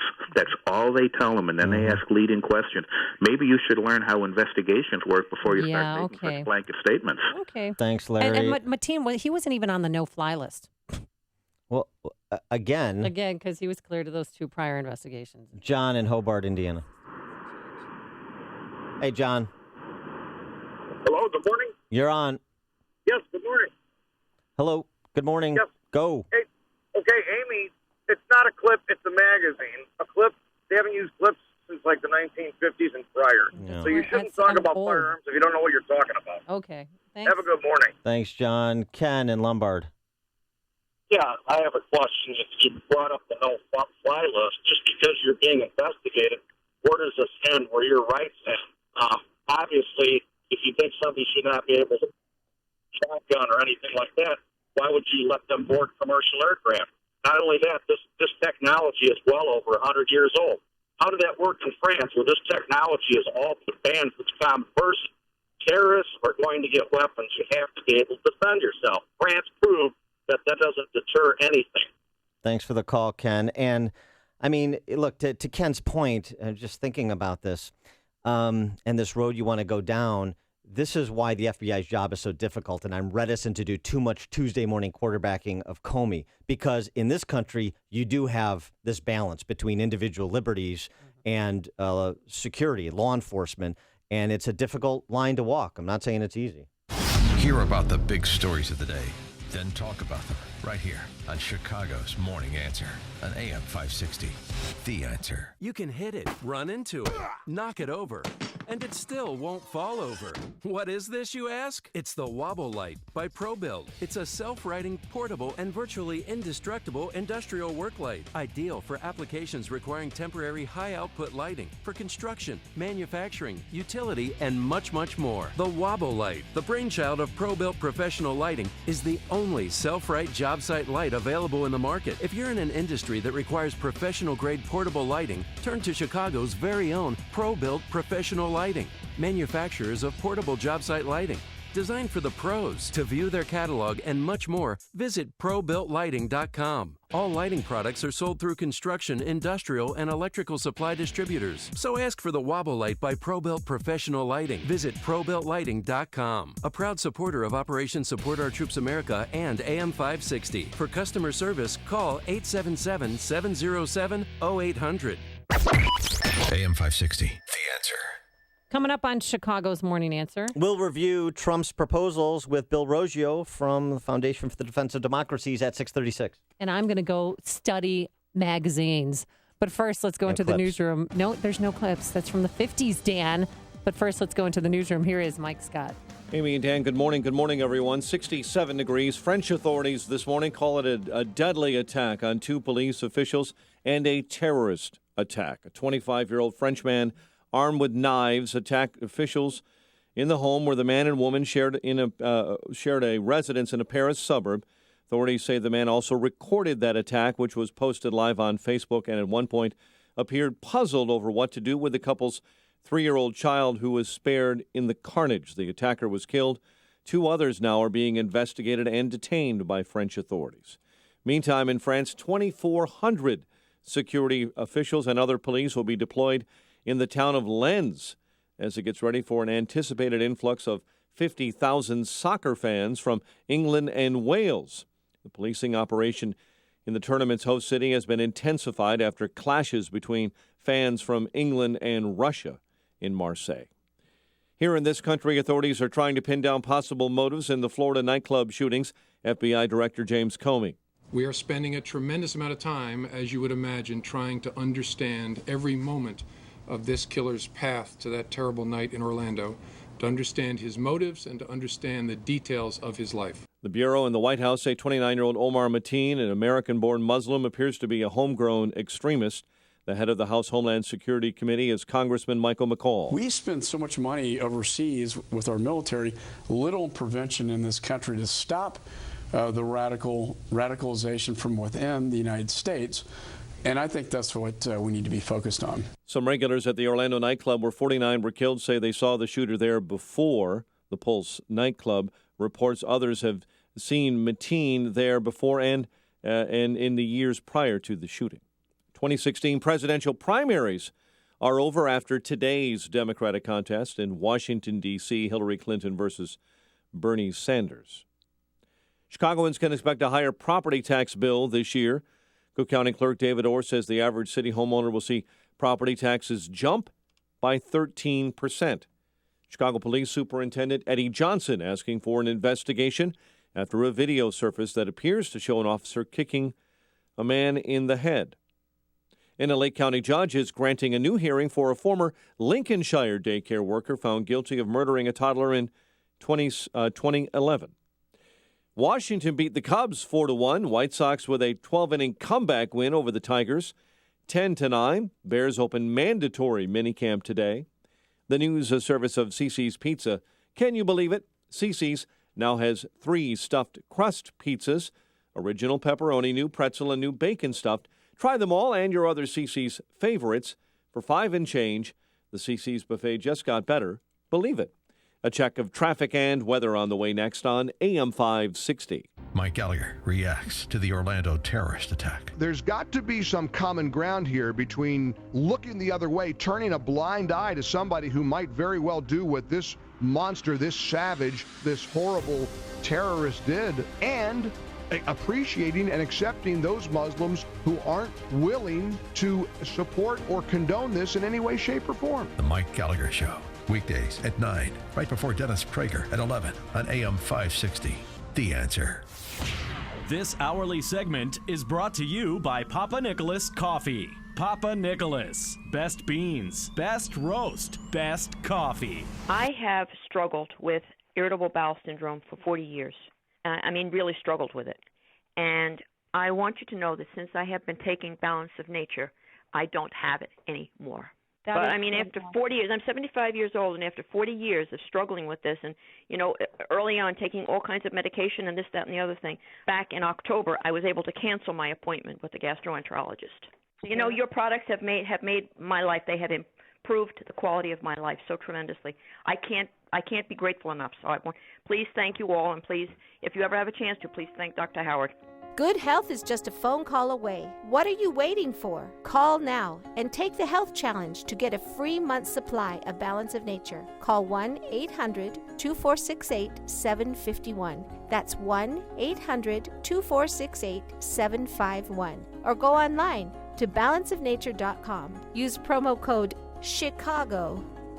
Hey, I'm Paul, the guy who used to ask if you could hear me now on Verizon. Not anymore. I switched to Sprint. Yeah, you heard that right. I switched to Sprint. It's 2016, folks, and every network is great. In fact, Sprint's reliability is now within 1% of Verizon's. 1%. But Sprint is saving you 50% on most Verizon, AT&T, and T-Mobile rate plans. That's right, a great network, half the rate.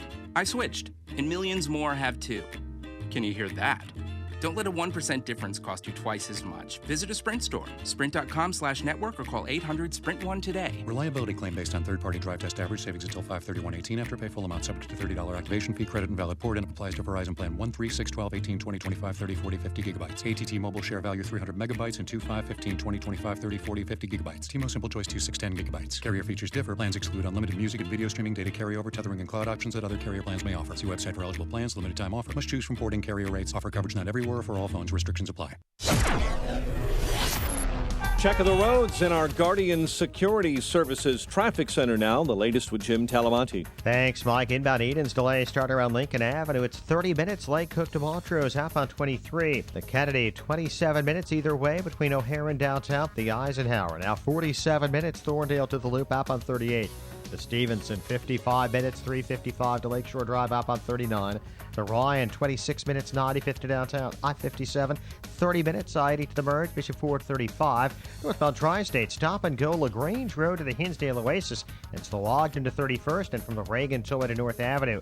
Traffic is a service of Staples. Staples has low prices on a wide variety of packing, shipping, and moving supplies for both business and personal needs. Right now, a 3-pack of medium-sized Smooth Move boxes is $12, ends June 25th. Everything you need to move at the right price. Staples, make more happen. Traffic answers when you need them most. I'm Jim Talamonte on AM 560, The Answer. Chicago's Morning Answer continues next. Your official Chicagoland weather forecast from the aircomfort.com Weather Center.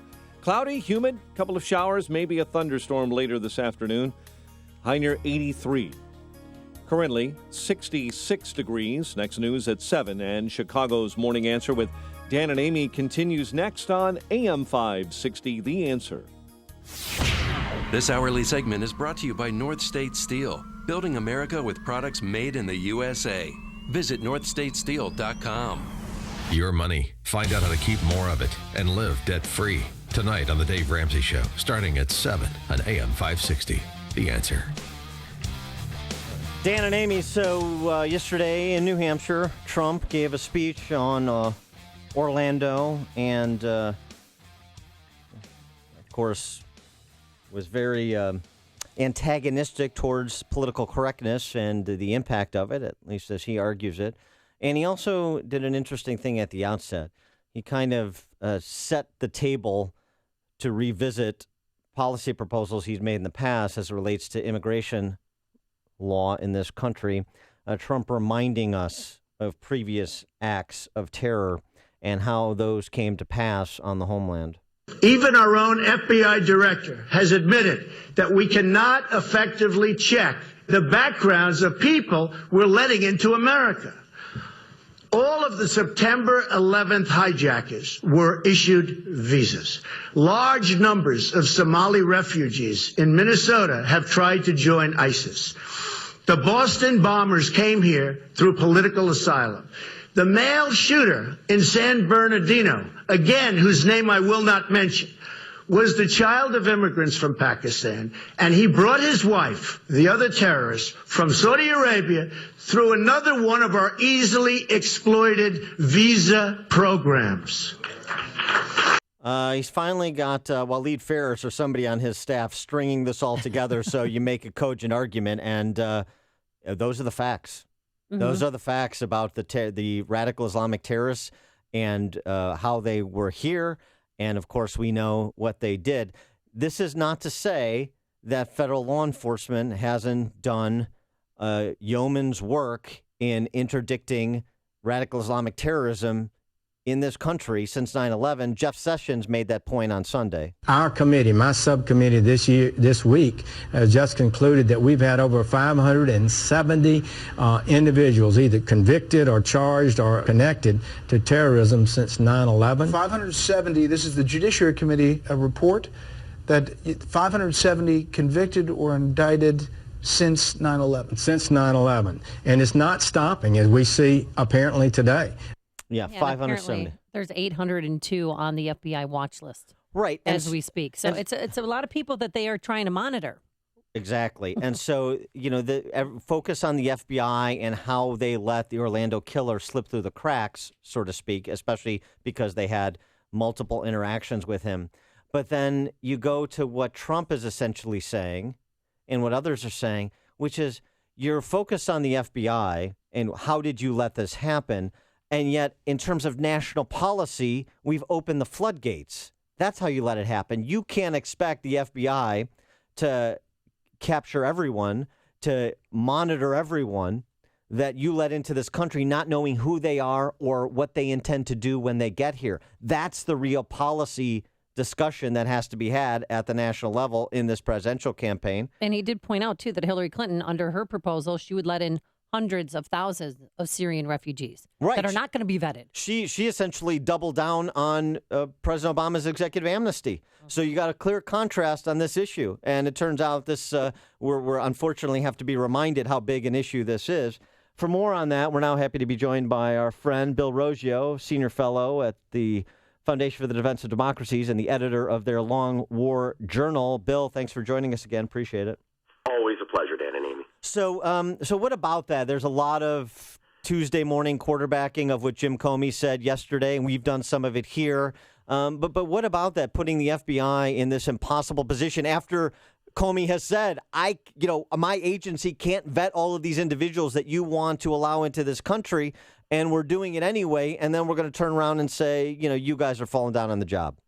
Yeah, first and foremost, the critics of surveillance, the NSA wiretap and all those things, which, by the way, I am very skeptical of at times, given how, for instance, in the case of this case or the Boston Marathon, you have information on people, you have indications, and yet nothing is done. So why are they going through my private emails to determine something when they can't act on information that is pretty much right in front of them in many cases? So my point being, they are in an impossible situation. There is only so much surveillance and only so much prying into people's lives that the federal government can do. What the government can do is put a halt to immigration from groups that are, do pose a threat. It's going to be seen as racial profiling or whatever you want to call it. But the reality is these types of attacks are being carried out by individuals who identify as Muslims and who, and in the case, so. But isn't it against? But isn't it against the Constitution? How we allow people into this country. I mean, it's a reality. Adding more people from Syria to this country, hundreds of thousands at the FBI. If 1% of them can become, or 0.1% of them can become terrorists, we have a very real problem on our hands. I agree with you, but isn't it against the Constitution to have a religious test on immigration and on immigrants? You don't have to have a religious test on immigration. The test is from what countries do you allow them to come in. So banning people from certain places in certain countries. I'm not saying ban completely, but maybe be highly selective. Okay.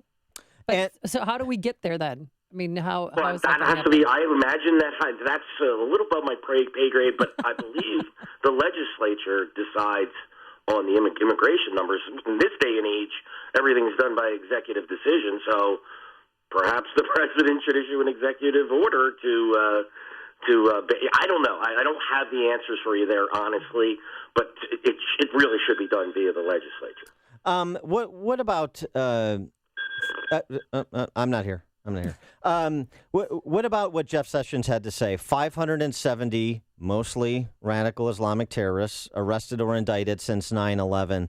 The security infrastructure that we have now, the prosecutorial attitude we have now, we have and we've had since 9/11 to interdict terrorism. We've talked about where there are soft spots, TSA not exactly affording themselves well, and kind of other component parts of the overall national security infrastructure. How would you rate where we are, even setting aside the vetting for a moment? It really is an almost impossible task. And if the numbers are true that they interdicted 500 and something plots, and then we have, probably several dozen attacks that have occurred. And some of them are small that, a single individual were killed or one or two individuals. I mean, the terrorists have the advantage here. They only have to get out 1 in 100 attacks. And this 1 in 100 attack that occurred in Orlando is a devastating attack. So it's really difficult to judge, to pass judgment. I mean, do I believe they had all the indications that he was going to become a terrorist? Yeah, I do. But then they're restrained by the Constitution, and as well they should be, because we can't prosecute people based on thought crime. That is certainly. This is a very real constitutional conundrum that we are facing right now. Look, I don't have any sympathies when it comes to non-American citizens. They're not citizens, and they're not afforded all the rights granted to American citizens by the Constitution.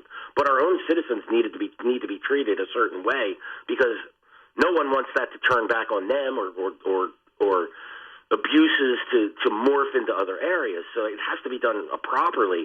But the real conundrum is this homegrown radicalization, or these inspired radicalized attacks by individuals like Mateen. I mean, he's an American citizen. The real problem here is we failed to get to the root of attacking radical Islam.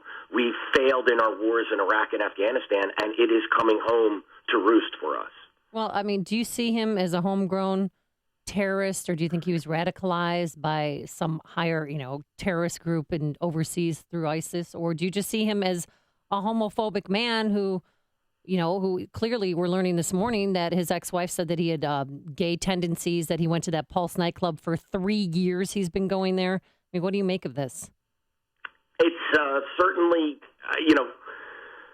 I think that he certainly had Islamist leanings, for sure. I mean, that seems to be indicated over the years. It's certainly difficult. We can't get into his mind. He's dead, right? So we could only infer based on his actions over the last half decade or more. But the reality is he claimed this attack. He claimed to have pledged allegiance to the Islamic State. He's followed a pattern that other jihadists have followed when they've claimed attacks like this, which is to pledge the Islamic State just prior to or while conducting their attacks. Look, to me, all of these radical Islamists are mentally ill at one point or another, but it doesn't mean that we shouldn't take them out on the battlefield and shouldn't do everything to stop them. Assess the threat of radical Islamic terror globally. Is it an existential threat, or is it just I don't want to say police action, but that's kind of how the current regime treats it. But is it something less than an existential threat? It's an enemy we're going to defeat, but not without incident. I mean, look, I view this as a different kind of existential threat, not a traditional, the government is going to collapse and we're going to be taken over by a foreign power. But this is one that is existential threat because it really is subverting our way of life. And it has the potential to subvert the Constitution. Look at, we're talking about,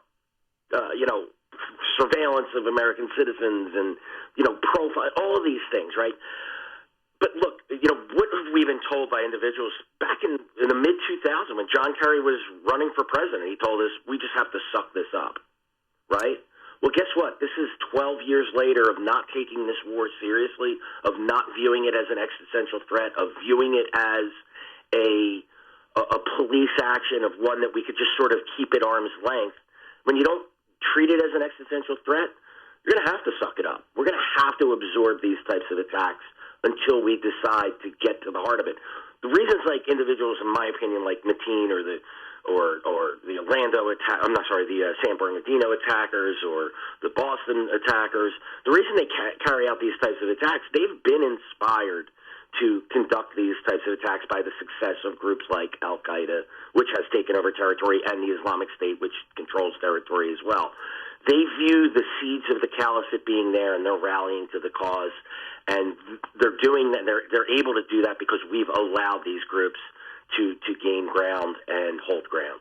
All right. He is Bill Rozio, Senior Fellow at the Foundation for the Defense of Democracy. He's editor of their Long War Journal.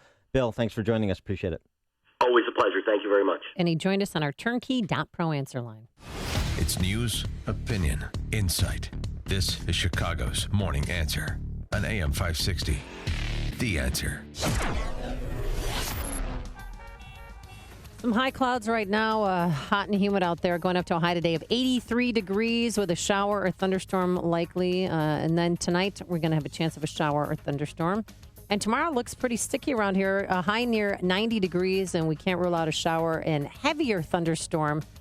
And again, a high near 90. Travel times, here's Jim Telemonte. Thanks, Amy and Dan. Well, traffic's all sticky, too, on the inbound Eden, starting around Lincoln Avenue. 30 minutes, Lake Hook to the junction, outbound 23. Kennedy, 32 minutes, O'Hare to downtown, outbound 35. The Eisenhower has delays North Avenue to St. Charles with a stall in the left lane. Then Manheim to First and Laramie on in. It's 53 minutes, Thorndale to downtown, outbound 38. The Stevenson, 55 minutes, 355 to Lakeshore Drive, outbound 39. Ryan is 26 minutes, 95th to downtown. Northbound Tri-State, slow from 111th most of the way to 31st. After the Reagan Tollway to North Avenue, Adams Tollway stop and go 31 to Beverly. Reagan Tollway from Farnsworth to Eola, and it's really heavy from Naperville Road to the Myers Toll. A crash still there on the left shoulder, and then slow York to the Tri-State. I'm Jim Talamonte, the Guardian Security Services Traffic Center. Oh, it's so sticky. I'm Lou Dobbs. Investors focusing on two economic reports today. Airlines improving on-time arrivals. Las Vegas bidding farewell to the Riviera. Those stories next. Hey, Bill Bennett here to tell you about Augusta Precious Metals. What if you could store your IRA or your 401k where you can see, touch, and hold it in person in the form of physical gold and silver coins? I know I would, and you can't do that with stocks. But with the Augusta Gold and Silver IRA, you can transfer retirement savings into physical coins and store them where you can see them anytime. Free shipping, zero management fees, and Augusta pays all upfront costs. Getting started is absolutely free. Rated A+ with the Better Business Bureau, enjoys a 98% 5-star satisfaction rating with TrustLink.org. You can trust Augusta. Call toll-free 1-855-222-6993 now for your free guide to Augusta Gold IRAs. Call toll-free 1-855-222-6993. That's 1-855-222-6993. or visit AugustaPreciousMetals.com. After beginning the week with a 133-point decline on the Dow, investors focusing on the latest report on retail sales, followed by the latest on import-export prices. The Transportation Department saying airlines are improving their on-time performances and complaints are declining. Delta Airlines among the best, while Spirit Airlines arrived late 25% of the time. Las Vegas saying goodbye to the Riviera Hotel and Casino. Early this morning, 2 a.m. local time, the Las Vegas Strip's 24-story Monaco Tower was imploded, complete with fireworks. The rest of the iconic Riviera will be gone by August, a splashy farewell for a casino made famous by its one-time mobster connections. Please join me for Lou Dobbs tonight, 7 and 11 Eastern on the Fox Business Network. This is the Lou Dobbs Financial Report. Gentlemen, I want to take a minute to talk to you about shaving. If you're like me, shaving can be a real convenience. It can be time-consuming, and if you're using inferior products, it can be uncomfortable. Well, it's time to change all that. You need to do what I did. Make the switch to products from Harry's.com. I've been shaving with the high-precision, super sharp blades from Harry's.com, and I'm getting an incredibly close and smooth shave. It's made me a believer in Harry's.com products, and they've got it all. German-crafted blades, moisturizing, foaming shave gel, all at incredible prices. Stop using the junk you're using now and order from Harry's.com. It's a great gift to give for Father's Day this weekend. Your dad will appreciate a shaving kit, I should say, from Harry's.com. Do this. Go to Harry's.com. That's Harry's, HARRYS.com. And when you check out, use the promo code PROFT. That's me. What will that do? That will get you $5 off your first order. You can thank me later. Go to Harry's.com and use the promo code PROFT at checkout and stop settling for anything less than a shave from Harry's.com. You don't need a real estate agent with gimmicks. You need the selling power that only Ed Lukasik Jr. can give you. I'm Ed Lukasik Jr., owner of RE/MAX Professionals. I know how to maximize the sale of your home. Ed is listed in the top 30 RE/MAX agents nationwide. When I list a home for you, I only represent you, not the buyer. I am fighting for your highest home value. Ed Lukasik Jr., the #1 RE/MAX agent in Illinois for most closed listings. I use the latest online and mobile technologies to market your home and drive buyer activity to my listings. That equals maximum exposure for my sellers. Ed closed 260 homes last year. That's a home sold every 1.5 days. I am an agent that has your best interests at heart. It's not about a quick sale. It's about negotiating to maximize every dollar so you get the highest value for your home. Call Ed Lukasik Jr. of RE/MAX Professionals, 630-679-5454, 630-679-5454. Sell your house with the professionals, RE/MAX Professionals. I'm Dan Proft with an Upstream idea brought to you by the Illinois Opportunity Project. 27 Illinois state employees, on average, receive total compensation 27% higher than their private sector counterparts. State employees made nearly $4,000 more in wages and $13,000 in benefits than private sector employees. More than half of state workers will retire before the age of 60 with a guaranteed state pension. The state is in a financial death spiral with ground impact imminent, so keep this in mind as Governor Bruce Rauner breaks off contract talks with AFSCME, the state's largest public sector union. AFSCME has been unwilling to give on its demands for annual step increases of 3.8%, in addition to annual general wage increases. The lowball estimate of the cost of what AFSCME demands is $1.6 billion. That's $1.6 billion more from Illinois families who already pay the highest property taxes in the nation. This is Governor Rauner's moment of truth. He ran for office saying he is not a politician. He said he is a businessman who will make the difficult decisions to turn around the state he loves. We're about to find out if that's true. For more Upstream ideas, visit upstream-ideas.com. I'm Dan Proft. No matter what type of business you're in, having a strong business banking partnership can help your bottom line. I'm Jeff Boundy, president of Cornerstone National Bank and Trust Company. We strongly believe that trust, service, and relationship are the cornerstone of a successful business banking partnership. Customers like Rick Williams of Pump Supply agree. Hi, my name is Rick Williams, owner of Pump Supply Incorporated. As a business owner, I recognize the importance of relationships. I need a bank that understands my business and is able to respond quickly and creatively to the needs of my company. Cornerstone has been a valuable business partner and has helped me grow my company and seize opportunities as I come across them. Whether it's providing a line of credit or financing the acquisition of equipment or real estate, Cornerstone has been there for me every step of the way. Thanks, Rick. Please visit cornerstonenb.com, or I invite you to give me a call at 847-654-3000 to explore a business banking partnership. Equal Opportunity Lender, member FDIC. Coming up on Chicago's Morning Answer. Department of Homeland Security whistleblower Philip Haney joins us. She suggested that a case he was working on could have stopped the San Bernardino terrorists, as well as the Orlando terrorist, and Hillary Clinton's State Department derailed them both. That's at 7:07. And later, from Clueless to Conservative, Stacey Dash joins us. But first, we join Mike Scott in the newsroom. Good morning, Mike. Amy and Dan, good morning. Police reviewing a video appearing to show a Chicago police officer kicking a man. That story and more coming up. WIND Chicago News Time, 7 o'clock. Fox News Radio. I'm Dave Anthony. It's what nightmares are made of. I seen him peek under the stall and look me in my face, and from then on I thought my life was over. But she made it out of the bathroom where she was a hostage. This survivor says the killer laughed as he shot. And it's imprinted in my head forever. There were vigils nationwide. We will not be defeated! Thousands were at that one in Orlando, remembering the 49 massacred at a gay nightclub Sunday. 53 people were wounded. Fox's Eben Brown is live outside Orlando Regional Medical Center. Dave, doctors here and perhaps even some survivors will be talking with reporters in a couple of hours. There are many questions that remain about the shooter, Omar Mateen, specifically about any jihadist sympathies or motivations he may have had, and was he, in fact, a frequent visitor to the Pulse nightclub. Clubgoers who survived the attack tell reporters they'd seen him there often, that he was usually by himself and became quite the angry drunk. Meanwhile, the FBI says Mateen's wife has been cooperating with their investigation, Dave. Eben, a once-convicted terrorist went on the attack in France last night. Fox's Alistair Wanklin details this live.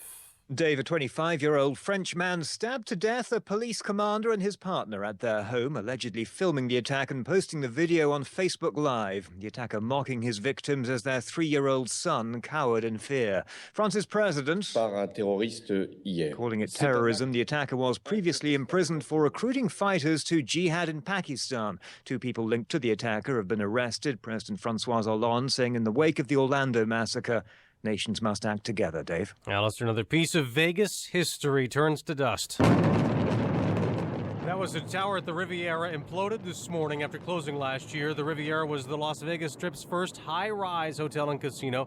Liberace was the first headliner. Dean Martin was once a co-owner. Fox News Radio, fair and balanced. Cloudy skies in Chicago, 67 degrees at 7:02 on AM 560. The Answer. Good morning, I'm Mike Scott. Muslim mosques in and around the Chicago area are reporting this morning they're receiving threats in the wake of the weekend shootings at the Orlando nightclub that left 49 dead. The Mecca Center in Willowbrook reports to police that they are reinstalling security fences around that facility. That barrier was only removed 2 weeks ago. Residents of Chicago continue to remember the victims of the deadly Orlando shooting as Mayor Emanuel spoke to a crowd last night on the north side. When there is hate, we in the city of Chicago bring love. The group lit candles and sang songs to honor those killed in the tragedy. Chicago Police Superintendent Eddie Johnson asking for an investigation after a video surfaced that appears to show an officer kicking a man in the head. Terrence Hobson posted that video on Facebook showing the arrest and an officer lying on top of a suspect on the ground, struggling to detain him. A second officer who is standing appears to kick that suspect. Chicagoans can expect a much higher property tax bill this year. Cook County Clerk David Orr says the average city homeowner will see property taxes jump by 13%. McDonald's is moving to the site of the old Chicago home of the Oprah Winfrey Show. Fast food giant says they're relocating their corporate headquarters from Oak Brook. The Oprah building will be torn down to make new room for the new corporate campus by the spring of 2018. Speaking of tearing down, Northwestern says it's planning a $110 million renovation of Welsh Ryan Arena, modernizing the 63-year-old relic. Northwestern Athletic Director Jim Phillips announcing that donations will pay for that project. Washington over the Cubs 4-1. Sox beat Detroit 10-9 and 12. Bears open mandatory minicamp today. And could the Bulls be parting ways with Jimmy Butler? Former coach Tom Thibodeau, now with Minnesota, wants a reunion with Butler in the Twin Cities. The news service of CiCi's Pizza. Can you believe it? CiCi's now has 3 stuffed crust pizzas. Original pepperoni, new pretzel, and new bacon stuffed. Try them all and your other CiCi's favorites. For $5 and change, the CiCi's buffet just got better. Believe it. 7:04 and a check of traffic and weather on the way next on AM 560.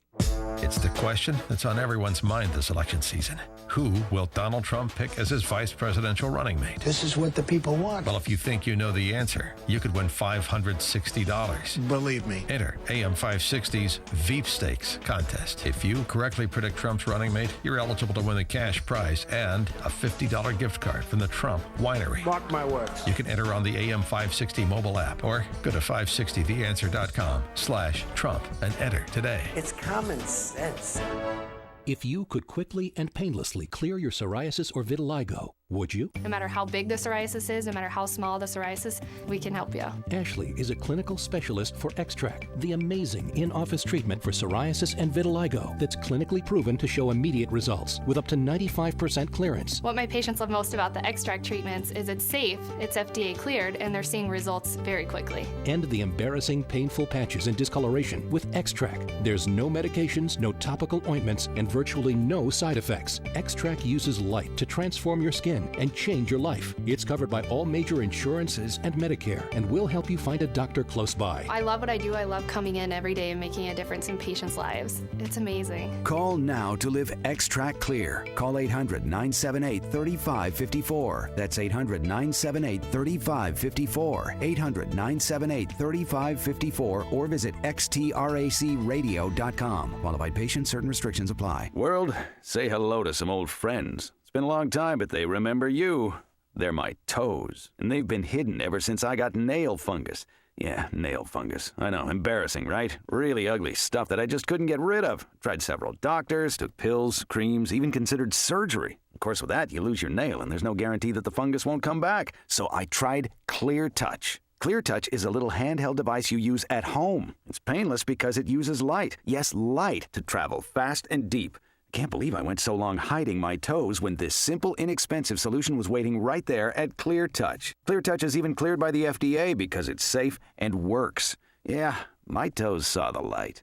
So, world, I'd appreciate it if you could pass the word about Clear Touch, the phototherapy solution that works. Call 800-279-7573. That's 800-279-7573. That's 800-279-7573 or cleartouchnails.com. If you want to work until you drop, reduce your standard of living in retirement, or lose more of your hard-earned money in the stock market, then just ignore me. But if you'd like to generate a steady, predictable income, I'm talking real wealth and financial security for as long as you live, then listen to this. A free report is now available that reveals the money-making secrets Wall Street and the banks don't want you to know. It reveals how you can get guaranteed growth, safety, and wealth-building power without risking your money in the Wall Street casino. To get your free special report, visit bankonyourself.com. That's bankonyourself.com. Life can be unpredictable. That's why you should take control of your family's future now with an estate plan bundle from LegalZoom. Not sure whether you need a last will or a living trust? LegalZoom's network of independent attorneys in 48 states can help you decide which one's right for you without billing by the hour, since LegalZoom isn't a law firm. Plus, updating your estate plan as your family and assets grow couldn't be easier. Enjoy your life. Use LegalZoom for the legal stuff. LegalZoom. Legal help is here. 7:08 in our Guardian Security Services Traffic Center. Let's get the latest with Jim Talamonte. Thanks, Mike. On the inbound Kennedy, we see delays from the River Road toll to Central, then Pulaski to the Burn Circle. It's now 40 minutes, O'Hare to downtown, 20 from Montrose, 12 on the Express. Outbound 20 minutes to Montrose and 40 to the airport. The Edens, 30 minutes like Cook to the Junction, outbound 26. The Eisenhower's an hour and 5 minutes, Thorndale to downtown, 45 minutes from Manheim, outbound 38 to Thorndale. Stevenson, 50 minutes, 355 to Lakeshore Drive, outbound 37. The Ryan, 26 minutes, 95th to downtown. Lakeshore Drive, southbound, slow 18th to the Stevenson. Northbound, there's a crash reported at 57th, and it's slow 18th to Jackson. Northbound Tri-State, very slow most of the way from Cicero Avenue to 31st, then from the Reagan Tollway to North Avenue. Spot Adams Tollway stop and go 31 to Beverly. Reagan Tollway delays, Eola to 59.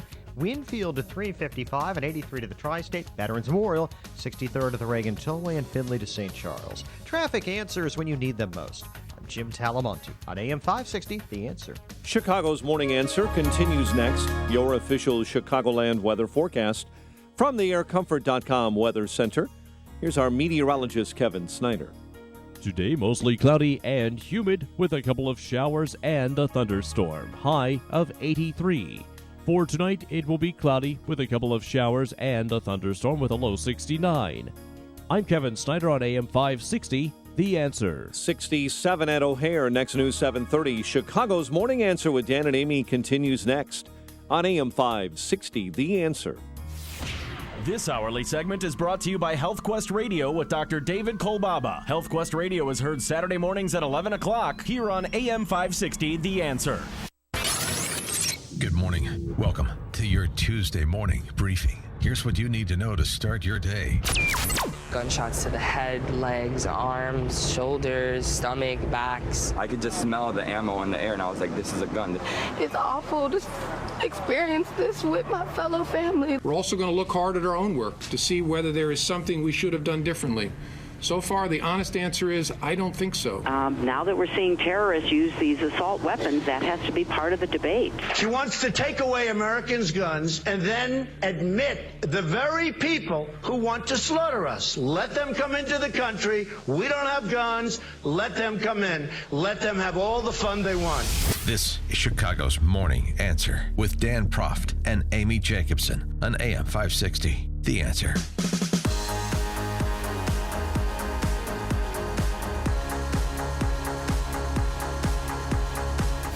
Good morning, Dan and Amy. So, of course, one of the questions in the wake of a massacre like Orlando, the worst in the history of this country, is what could have been done to prevent it? Is there something that could have been done to prevent it at any level of law enforcement? And we'll go to Philip Haney. We talked about Philip Haney about 6 months ago after the San Bernardino terrorist attack, Amy, if you recall. Mm-hmm.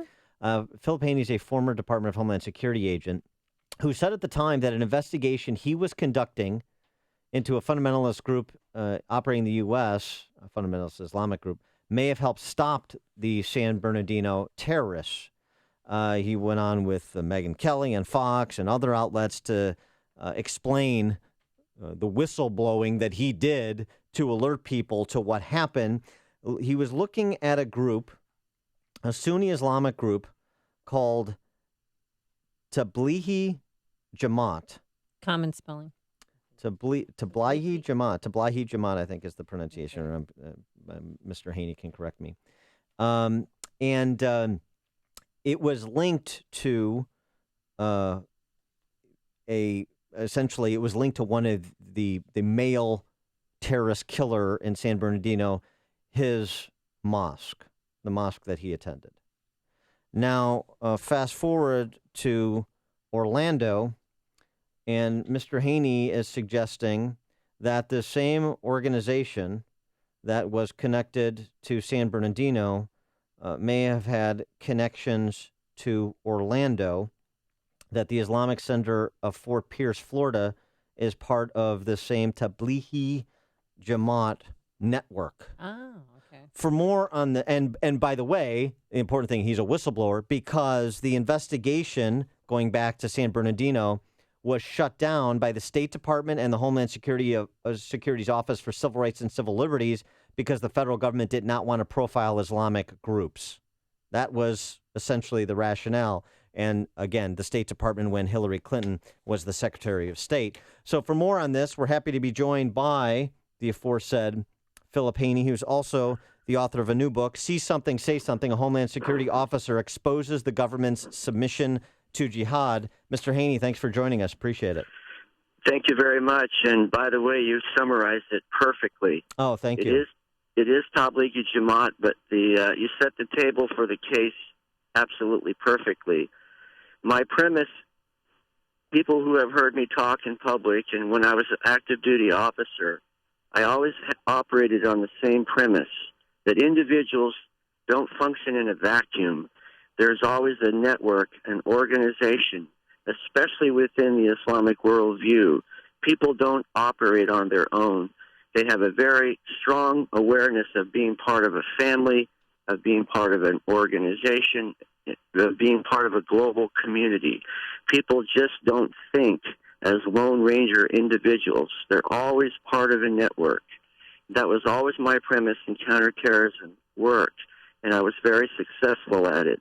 Well, so take us back to San Bernardino, and then and make the connection, and then fast forward to Orlando and the, I guess, running connection. The San Bernardino case, I speak of a case that had 67 records. These are law enforcement records in the system called TEX, and it's our database. I call it an archive database. It's where we keep all the information about passports and birthdays and family names, those kind of things. I worked on the Tablighi Jamaat case at the National Targeting Center in Washington in 2011 and 2012. It was subsequently shut down, as you said, by influence of the State Department. Well, while they were in process of literally shutting the case down at the Washington level, I was back in my home port working on a component of that case, focusing on an organization right in Chicago called the Institute of Islamic Education. And I linked together 67 individuals and organizations of a network that was not only national, but international as well. And the brand name of that network is Darul-Uloom. That's the name of the mosque in San Bernardino, Darul-Uloom al-Islamiyya, San Bernardino. It's a trademark. Everywhere in the world, you know what you're going to find when you go to a Darul-Uloom mosque or a Darul-Uloom madrasa. So, well, what are you going to find? What are you going to find? Mm-hmm. People that are Salafi, which means they go back to the original form of Islam, and they are promoting implementation of Sharia law. That is ultimately the gravitational force behind the global Islamic movement. Wherever you go, is the desire, the compulsion, if you will, to implement Sharia law everywhere in the world. And North America, United States, is not exempt from that force of gravity. And that is what they propose to do. That's helpful. That's a good aside. That's helpful for context. And so continue in terms of San Bernardino leading to Orlando. Okay. What I did is I established irrefutably that the shooter, Omar Mir Siddiqui Mateen, was affiliated with the Islamic Center of Fort Pierce. And that was verified by its imam, Shafiq ur-Rahman, who gave statements to the public that, yes, indeed, Omar Mateen was attended the mosque. But what we found out in the last few hours is that Omar Mateen's father, the one we've seen in public, is the vice president of the mosque, which means that the relationship or the affiliations or the connections were a lot stronger than what he initially implied. There was no separation on random acts. These people all knew each other, along with a person called Marcus Dwayne Robertson, a.k.a. Abu Talba. He also is affiliated with the same mosque. That's the individual that was released early from prison for firearms charges and tax fraud. He was released about a year ago, and he teaches a course called Fundamental Islamic Knowledge Seminary, a.k.a. Timbuktu Seminary, which teaches, again, Sharia law. So do you think Sadiq Mateen knew what his son was doing? I mean, he's denied it several times on television, but that doesn't mean he didn't know. I believe that it's virtually impossible in close-knit families and close-knit communities that people don't know what the other ones are doing. It's an implausible premise that these people are operating so far off the radar that nobody in their immediate family knows. They do know. If the Orlando killer's father, so if he's the vice president of that mosque, the FBI investigation in July of 2014 looked at the possibility of a connect between the Orlando killer and the Syrian suicide bomber from the same mosque, and found there to be no connection. They attended the same mosque, and that was it, according to what Jim Comey said yesterday. Do you find that to be credible? Well, Monir Mohammed Absallah is the American citizen that blew himself up in 2014. They did attend the same mosque. Now you have two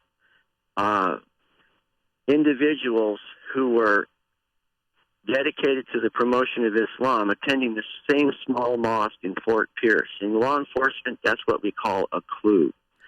And that's right. Yeah. And but also too, because the father's leadership role in that mosque, that makes a material difference as well. I mean, that starts to solidify those connects potentially. Yes, that opens up an entirely new dimension of analysis, because people are people.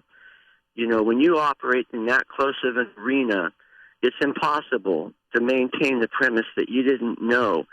The father is going to say he didn't know about Abu Salah. The father is going to say he didn't know about his own son. The father is going to say that he didn't know about this individual, Marcus Dwayne Robertson. How many people has he influenced that are affiliated with that same mosque?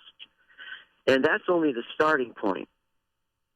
And we learned yesterday from James Comey that in 2014 they did interview Omar Mateen, because that he went to the same mosque as that first American suicide bomber. I'd like to tell you something that you may not have ever heard, and you can look this up on the web. In 2012, the FBI published the training document. It's called the Touchstone Training Document. It has 3 major paragraphs within the 3-page document. In paragraph 1, it says plainly, I'm going to slightly paraphrase, that just because an individual is affiliated with a known terrorist group, you cannot automatically assume that that individual is a terrorist himself. That's in their training guidelines. Well, boy, that kind of answers this next question. But your experience inside the Department of Homeland Security as an agent, my question was going to be, I mean, how much has political correctness infected DHS and law enforcement and the ability to interdict terrorism? You've given me one indication just with that recitation from the manual, but your experience more generally at Department of Homeland Security. Well, I was a founding member. I was in March of 2003, and therefore I saw the entire progression, the entire unfolding of the history of the Department of Homeland Security. In the first 2 or 3 years are what I call the halcyon days. We were actually doing our job, connecting the dots, putting cases together, and we were very effective. We were following the original founding mandate of the agency. But about in 2006, the first of what became 9 times that I was investigated by my own agency occurred when I wrote an article called Green Tide Rising, Hamas Ascends. And I was turned in by CIA colleagues who said that I could not have written the article unless I unethically accessed classified information. And after 11 months, I was finally exonerated. But to this day, I've always asked myself, if my CIA colleagues were so concerned about that article, why didn't they just ask me how I came to the conclusion?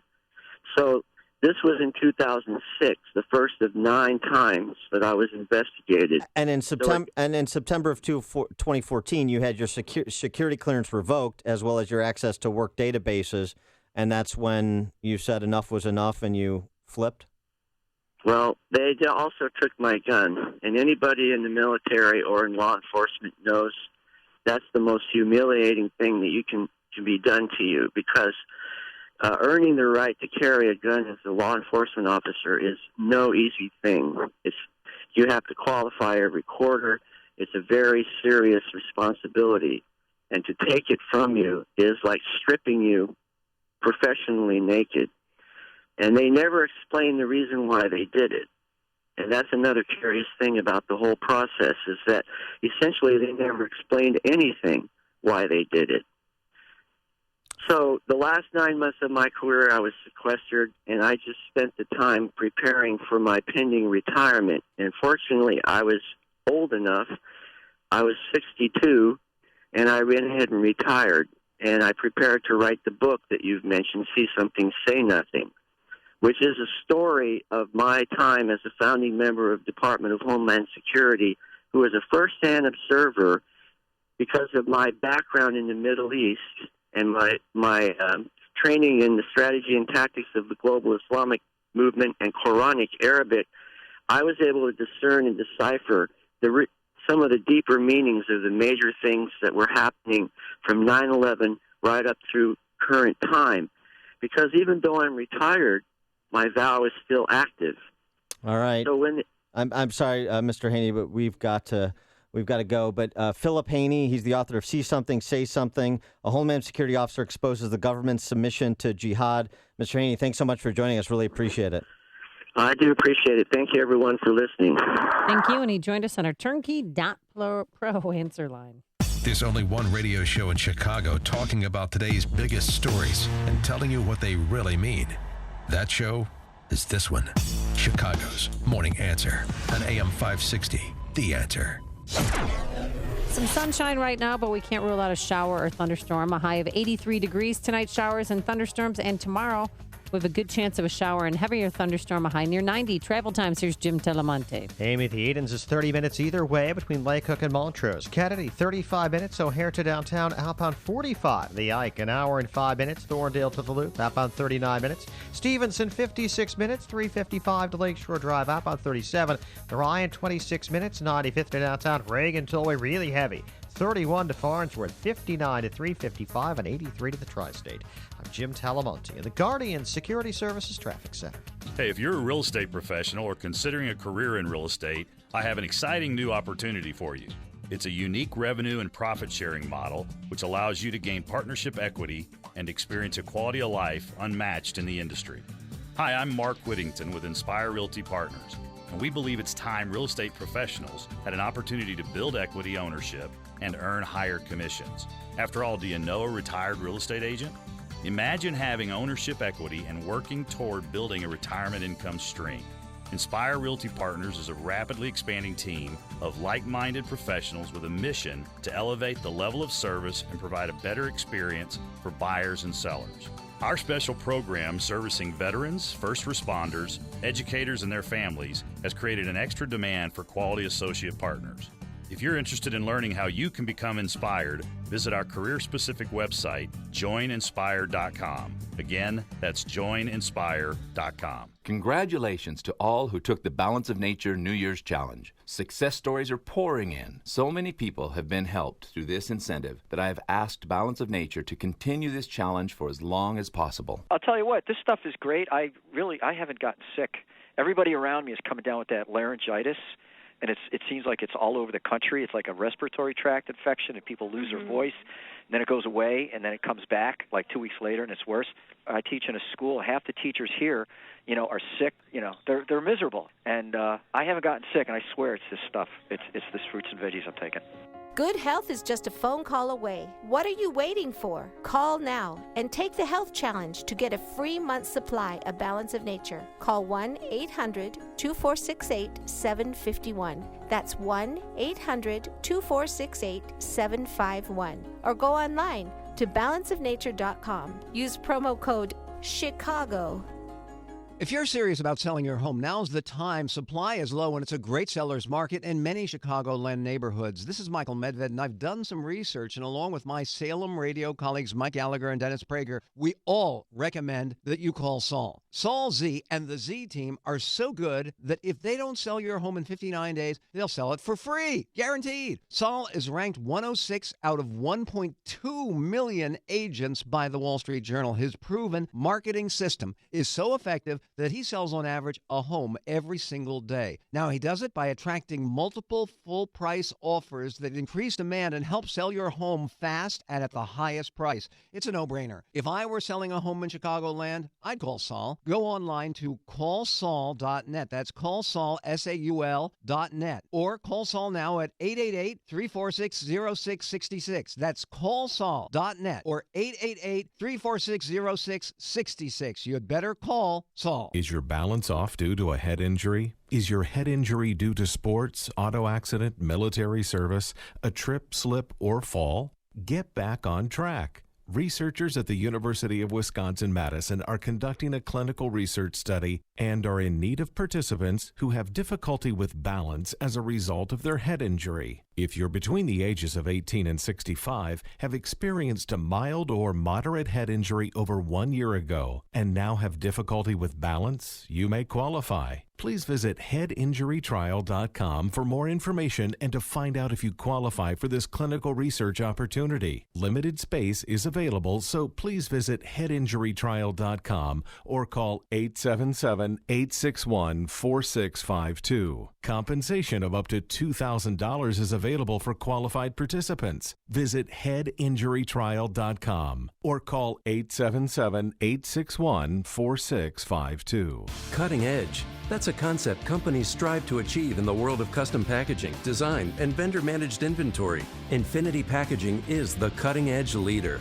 If your company is cutting edge, then Infinity Packaging is your best choice. From stock and custom corrugated boxes and mailers, to film, bags, tubes, labels, and specialized inserts, no packaging challenge is too cutting edge for Infinity. Plus, a high level of service and customer contact and multiple warehouse locations truly make Infinity Packaging a premier packaging and warehousing leader nationwide. You'll receive the benefits and savings of big company purchasing power with the advantages of a small company approach to service. To learn more or schedule your company's packaging analysis, call Infinity Packaging at 847-786-2002 or visit infinitypkg.com. That's 847-786-2002 or online at infinitypkg.com. Infinity Packaging, the cutting-edge leaders in custom packaging, design, and warehousing. AM 560, The Answer. Coming up on Chicago's Morning Answer. Fox News Channel presenter on Outnumbered, that show that's hosted by Harris Faulkner, you know? Yes. Stacey Dash, the fetching Stacey Dash, joins us at 7:37. She says, if Trump were president, Orlando would not go unanswered. And later, Milo Yiannopoulos will be here and Dr. Waleed Faris. But first, into the newsroom we go. Here is Mike Scott. Amy and Dan, good morning. French authorities are calling a deadly attack on two police officials a terror attack. 25-year-old French man armed with knives attacked the officials in the home where the man and woman shared a residence in a Paris suburb. Authorities say the man also recorded that attack, posted live on Facebook, and at one point appeared puzzled over what to do with the couple's 3-year-old child, who was spared. The attacker was later killed. 2 others are being detained and interrogated. Regulars at the Orlando nightclub where 49 were killed say they saw the shooter there before. One person tells the Orlando Sentinel that Omar Mateen had been at the Pulse gay nightclub at least a dozen times. Reaction to the terrorism in Orlando from Donald Trump, who says radical Islam is in America and more is coming, speaking in New Hampshire. Well, look, I'm a big fan of the FBI. There's no bigger fan than me. But look, they've had better days, let's face it. You know, they had them twice, and supposedly even a third time they were looking or thinking about it. The owner of the Orlando nightclub at the center of the worst mass shooting in U.S. history is speaking out. Barbara Poma on NBC's Today Show just moments ago. My manager called me and told me, and he was just yelling into the phone. He just kept saying, we have a shooter, we have a shooter. I just kept screaming, what? And finally it sunk in, and you can't wrap your brain around that. President Obama will address reporters today after meeting with his National Security Council about the Orlando terror attack. Chicago Police Superintendent Eddie Johnson is asking for an investigation after a video surfaced that appears to show an officer kicking a man in the head. A second officer who is standing appears to kick the suspect after another police official was lying on top of that suspect on the ground, struggling to detain him. Chicagoans can expect a much higher property tax bill this year. Cook County Clerk David Orr says the average city homeowner will see property taxes jump by nearly 13%. Washington beat the Cubs 4-1. White Sox over Detroit 10-9 and 12. The news service of CiCi's Pizza. Can you believe it? CiCi's now has 3 stuffed crust pizzas. Original pepperoni, new pretzel, and new bacon stuffed. Try them all and your other CiCi's favorites for $5 and change. The CiCi's buffet just got better, believe it. 7:33 and a check of traffic and weather on the way next on AM 560. Dennis Prager believes the GOP is missing a huge opportunity. That has been the great failure of the Republican Party, not to talk about the damage the left does. They talk about individuals, Hillary Clinton, Barack Obama, doesn't mean a thing. If you support the left, you are supporting the damaging, perhaps irreparably, of the society. I know you mean well, and it doesn't matter. The Dennis Prager Show, weekdays at 11, right before Sean Hannity at 2 on AM 560. The Answer. Running your own business, running you ragged? GoDaddy can help with website design, online marketing tools, and 24/7 expert advice. Go you. GoDaddy. Psoriasis and vitiligo are serious diseases. You've tried everything and have been disappointed. Now there's X-Track, a breakthrough treatment that provides long-lasting, safe relief. X-Track is FDA cleared for the treatment of psoriasis and vitiligo and is endorsed by thousands of dermatologists and hospitals because it works. Clinical studies show immediate results with up to 95% clearance. The in-office visits are fast, painless, with virtually no side effects. With thousands of providers treating patients all over the country, X-Track is covered by all major insurance companies and Medicare. We'll help you find a doctor close by, and there is no cost to you until you see results. Get your life back. Live free. Live X-Track clear. For your no-cost treatment, call now 800-972-3143. That's 800-972-3143. 800-972-3143 or visit xtracradio.com. Qualified patients, certain restrictions apply, results may vary. 7:35. Let's get an update on the roads at our Guardian Security Services Traffic Center. Here's Jim Talamonte. Thanks, Mike. On the Edens Expressway, it's 30 minutes either way between Lake Cook and Montrose. On the Kennedy, 45 minutes either way between O'Hare and downtown. There's an outbound crash at Fullerton in the right lane. The Eisenhower's an hour and 5 minutes. Thorndale to downtown, outbound 50 minutes. Stevenson, 56 minutes. 355 to Lakeshore Drive, outbound 37. Ryan, 26 minutes. 95th to downtown. Tri-State southbound, stop and go 120 to 176. Northbound from 115th to 31st and from the Cermak Toll Plaza to the Grand Avenue Curve. Veterans Memorial very slow. Boughton to the Reagan Tollway, Finley to Roosevelt, Darby Trail to 290. Traffic is a service of Napa Auto Parts. We want to remain a free and open society. Then, and if we do, then we have to control our borders. We have to control, and we have to control them now, not later. Sales prices do not include applicable state, local taxes, or recycling fees. Traffic answers when you need them most. I'm Jim Talamonte on AM 560, The Answer. Chicago's Morning Answer continues next. Your official Chicagoland weather forecast from the aircomfort.com Weather Center. 80 years of quality mechanical solutions for your business. Cloudy and humid today. Showers Many and of the thunderstorms principles expected of radical with a high of 83. 67 at O'Hare. Next news coming up at 8. And Chicago's Morning Answer with Dan and Amy continues next on AM 560, The Answer. This hourly segment is brought to you by the Money Hour Radio Show, Saturday afternoons at 3 on AM 560 The Answer. Brought to you by Pure Shale Financial Group. Let not your heart be troubled. Listen to me, Sean Hannity. I'll have the latest news and what it all means for you. It's coming up at 2 right here on AM 560 The Answer. Good morning, Dan and Amy. So Donald Trump gave a scripted speech in New Hampshire yesterday. Yeah, he looks so different with a teleprompter, doesn't he? It's more cogent, I would say, less stream of consciousness. Seem more calm and reserved. Well, he had some very specific points to make about radical Islam and about what we should do about radical Islamic terrorism. His discussion of radical Islam. Many of the principles of radical Islam are incompatible with Western values and institutions.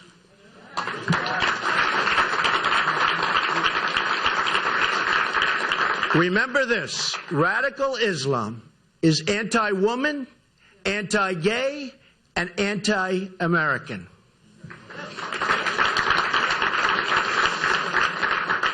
I refuse to allow America to become a place where gay people, Christian people, Jewish people are targets of persecution and intimidation by radical Islamic preachers of hate and violence. So what do we got to do? We got to control our borders. We want to remain a free and open society. then, and if we do, then we have to control our borders. We have to control, and we have to control them now, not later, right now. And also, he suggested a temporary ban on people coming from certain parts of certain countries. Kind of a reiteration of past statements. Well, right now, not later, right now. Right now? Now as in now? We're pleased to be joined by Stacey Dash, and I'm so happy to have Stacey Dash on the show. You know why, Amy? Because you wore your nicest outfit for her today. Well, no, because, not a lot of people know what it's like to bear the burden of being good-looking and conservative like I do. But Stacey Dash is one of those people, and we're happy to be joined by her now. Stacey, run. Fox News contributor. You can see her on Outnumbered with Harris Faulkner all the time in the afternoons on Fox, and she's got a new book out. There Goes My Social Life, From Clueless to Conservative. Stacey Dash, thanks so much for joining us. Appreciate it. Thank you for having me. So you said that if Trump were president right now, there would be a response to Orlando in no uncertain terms. What did you mean? Well, what I meant was it probably would not have happened in the first place because people would have been able to carry guns. So thereby there would have been good guys in that club with guns, and maybe they would have been able to take this guy out before he killed so many innocent people. But it was up to the club's discretion whether or not to allow concealed carry, and they decided not to. I'm sorry, can you say that again? It was up to the club to decide whether or not people can bring weapons in that club, and they decided not to. Yeah, well, I bet they're regretting that now. Yeah, they probably are. Had there been somebody in there who could have protected them, who was a good guy on their side, they could have taken this guy out and at least stopped him from killing so many people. We'll never know. We'll never know. Your personal story, you're not necessarily someone who is a fortunate daughter. You grew up in the South Bronx and tough neighborhood. And how did that kind of inform what you thought about some of these policy issues we're discussing today, like the right to protect yourself, maybe what you thought once upon a time versus what you think today? Well, I mean, I've always thought that guns were necessary because that's what I grew up around. I grew up in the South Bronx. To two drug-addicted parents, so I didn't really have people to watch over me. So I had to pay attention to what was going on in the streets, and, I rarely saw the police, so basically we were policing ourselves, and the people that you counted on, oddly, were the people who were the hustlers in the streets, and made money and worked hard. It wasn't the people that were on welfare or anything like that. Those people were frowned upon, because they were considered weak, irresponsible, and lazy. So they were just lamb for the slaughter. The other guys had their guns, and they wanted to keep their guns, and made their money, and you better believe they wanted to keep their money. You better not try to take a dime of it, which I talk about in my book. And those are two very conservative principles. And that's when I realized that I'd always been conservative. I just didn't realize it. How did you I get grew out? up with the code of the streets, and the code of the streets is they're very conservative codes. How did you go from the South Bronx to Hollywood? Yeah. It was a long road, but I ended up there. I ran away from home when I was 17. Went back to New York. My parents were living in New Jersey at the time, and I moved to the city. I started doing commercials, and then someone said, "Do you have a theatrical agent?" I didn't. I auditioned for that agent. He said yes that day, sent me on my first audition, and I booked it, and it was The Cosby Show. And from there is how I got here. Speaking of The Cosby Show, I have to ask you about Bill Cosby. Did he ever take you out to dinner or make any sexual overtures? No, never. He was nothing but respectful to me. He was never inappropriate. If anything, he was more of a mentor to me. He could tell that I was not, I was troubled. He could tell I had a troubled background. So he'd invited me to his home a few times, and I was alone with him, and he had not at one moment been inappropriate. And I know what inappropriate was. Because I had been sexually abused in my life at a younger age. And he never made me feel uncomfortable in any way. But that was my personal experience. I'm not discrediting anyone else's experience. But that was my personal experience. So when he did come out and admit it, it was a great disappointment. But I talk about this in my book as well. You know, my favorite uncle, who took care of me, was the only person who ever told me I was special and loved me a great deal. When I was 12 was the last time I saw him, because he ended up going to prison for being a pimp. And I didn't know that about him. But that didn't stop me from loving him or from him taking care of me. You know, sometimes you just don't know people, and they disappoint you, but that's life. So, wow. So how did you, so it was a long road from your neighborhood and that family situation to Hollywood, and then from Hollywood to Fox News Channel. What was that road like? Well, that was, I didn't see that coming. That just happened because of my tweet, and the next thing I knew, I was meeting Roger Ailes, and the next thing I knew, I was a Fox News contributor. And what did you tweet? What tweet was that? Yeah. That tweet was, "Vote for Romney, the only hope for your future." And, of course, I got backlash for that because I'm black, and, of course, I should vote for the black person. So that's hate speech.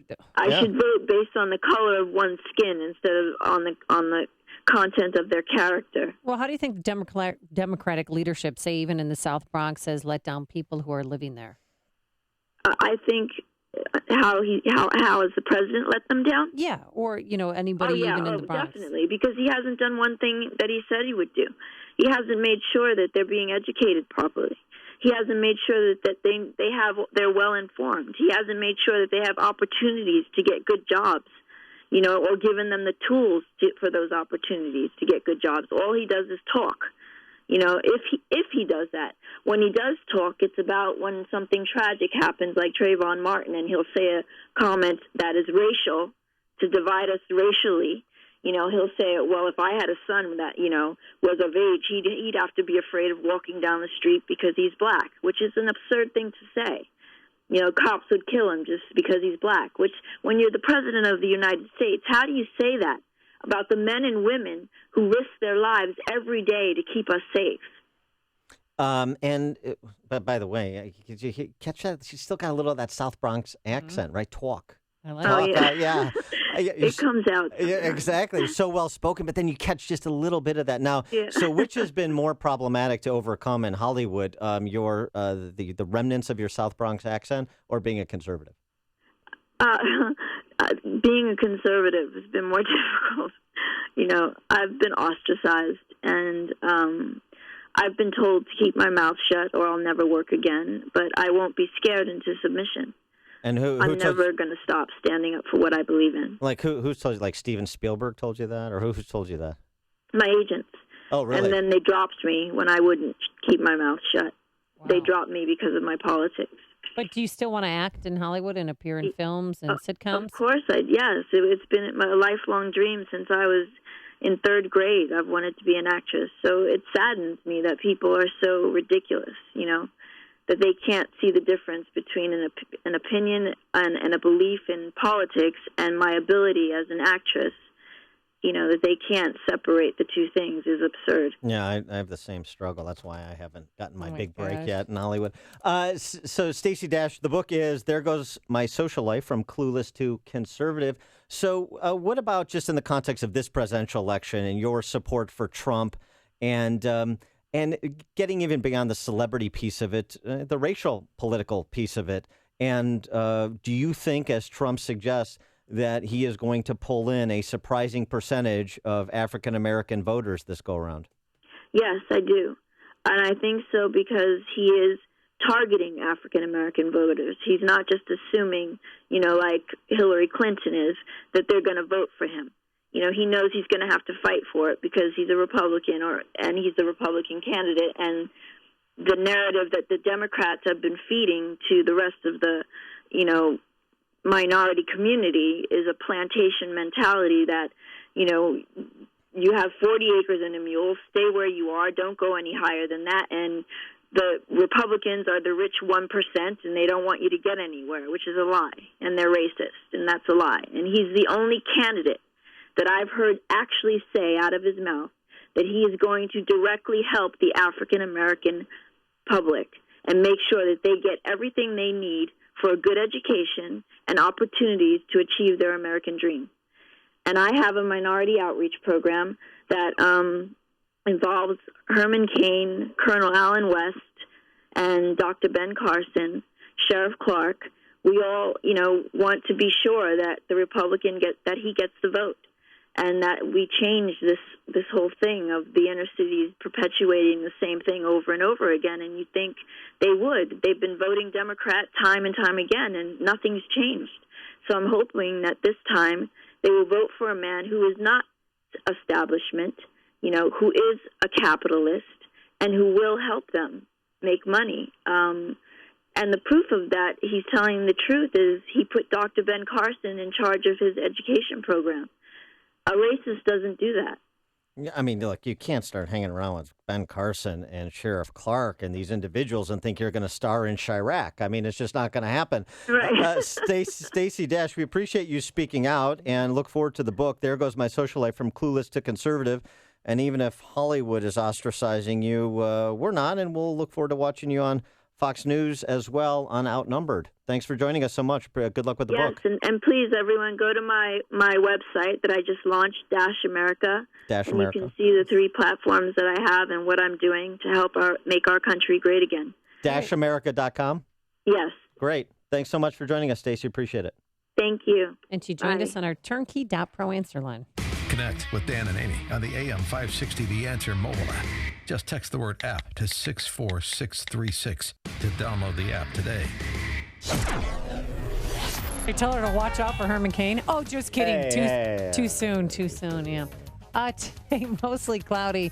Humid, a couple of showers and thunderstorms, a high of 83 degrees. Tonight, a shower possible. And tomorrow, showers and a heavier thunderstorm. It will be warm and humid, a high near 90. Travel times and hot spots on the roadways. Here's Jim Telemonte.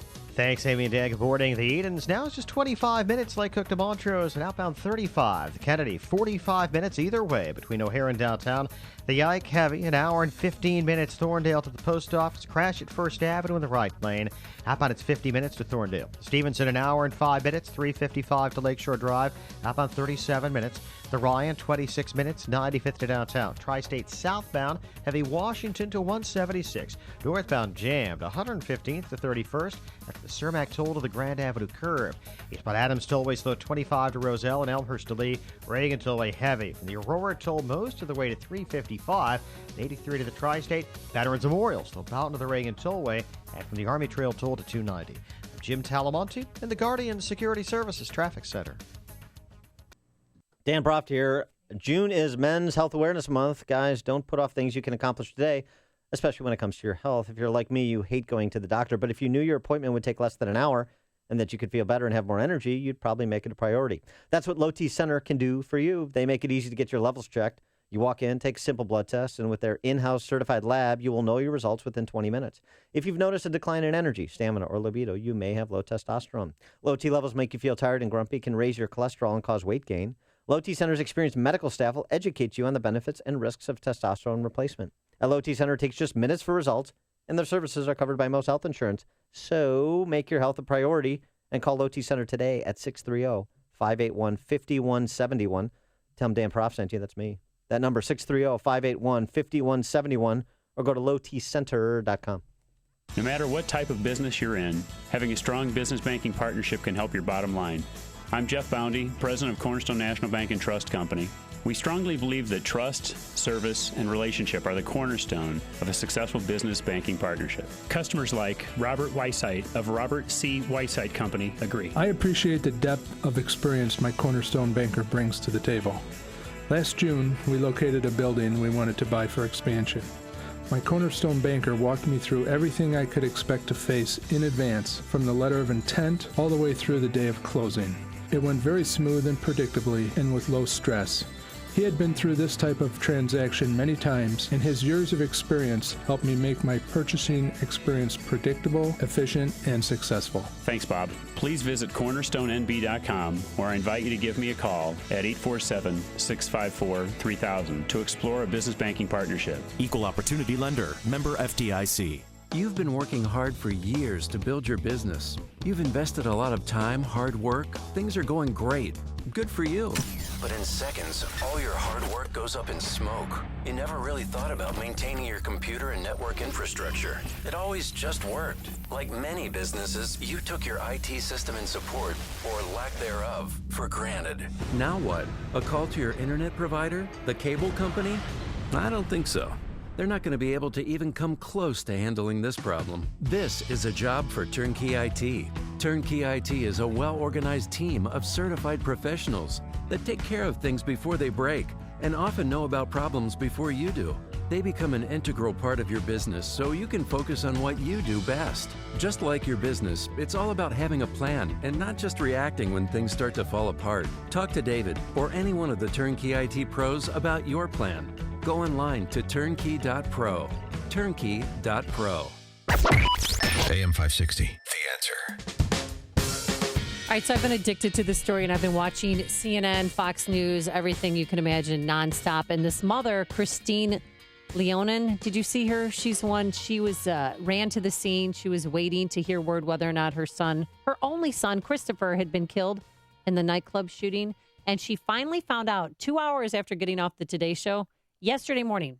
Think about it. How many days she had to wait that her son was among the dead. He said, "Your son is dead." Just like that? Just like that. He never made it to the hospital? He died on the floor of the club. That's what they said. And she didn't like the way, when they finally told her your son is dead, that's the way they approached her. Your son is dead.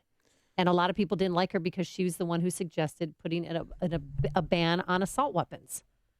Yeah. And I can't blame her. What a parent says, and to get a pass when you're emotionally distraught, the loss of a child. I mean, talking about policy is just past post. By the way, quick aside, Chicago Pride Parade is going on as scheduled with increased security this weekend. You're listening to Chicago's Morning Answer with Dan Proft and Amy Jacobson on AM 560. The Answer. And now, a moment of objectivism with Yaron Brook and the Ayn Rand Institute.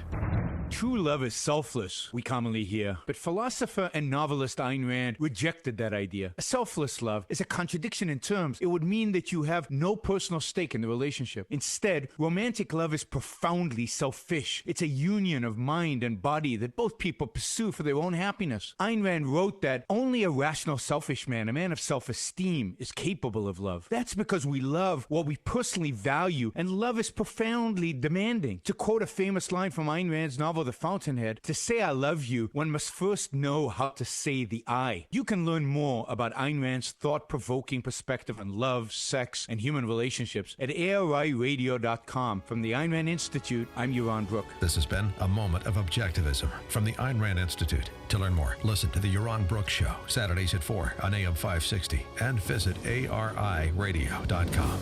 Why are Ayn Rand's ideas so compelling? Her worldview, her philosophy, expressed dramatically in her novels Atlas Shrugged and The Fountainhead, embodies the ideals stated by the Founding Fathers in the Declaration of Independence and sets forth the requirements necessary to achieve a flourishing life. She called her philosophy objectivism and said it was a philosophy for living on Earth. Today, decades after her death, objectivism continues to stir debate and inspire passion for the spirit of individualism and the enduring American dream. On AM 560 The Answer, we talk about the important issues that affect your world. Things like the economy, education, and foreign policy. There's always so much going on in the news that we don't always have the time to focus in and talk about the big ideas behind the important issues. Enter Upstream Ideas online at upstream-ideas.com. Upstream Ideas, in partnership with the Illinois Policy Institute, provides the kind of information that informs the policy discussions happening here on AM 560. At Upstream Ideas, you'll broaden the debate, move beyond partisan assumptions, and challenge accepted beliefs. Upstream Ideas goes against the current and thinks upstream. Go online now at upstream-ideas.com. That's upstream-ideas.com. You'll be armed with new information and fresh perspectives to help encourage you to make the state of Illinois and the United States of America a bit freer, a bit more just, and a bit more civilized. Upstream-ideas.com.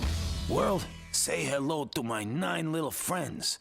Remember us? We used to spend a lot of time with you, but that was before I got nail fungus. Yeah, nail fungus. I know, embarrassing, right? But what was a big toe like me supposed to do, eh? We tried doctors, took pills, creams, even considered surgery. But with that, I could lose my nail, and there's still no guarantee that the fungus won't come back. Then I tried ClearTouch. ClearTouch is a little handheld device you use at home. ClearTouch is painless because it uses light, light, to travel fast and deep. All that time in hiding, and this simple solution was right there at ClearTouch? Well, ClearTouch is even cleared by the FDA because it's safe and works. So if you're hiding your little friends, get ClearTouch. Now listen to the man. Call 800-278-7144. That's 800-278-7144. That's 800-278-7144 or cleartouchnails.com.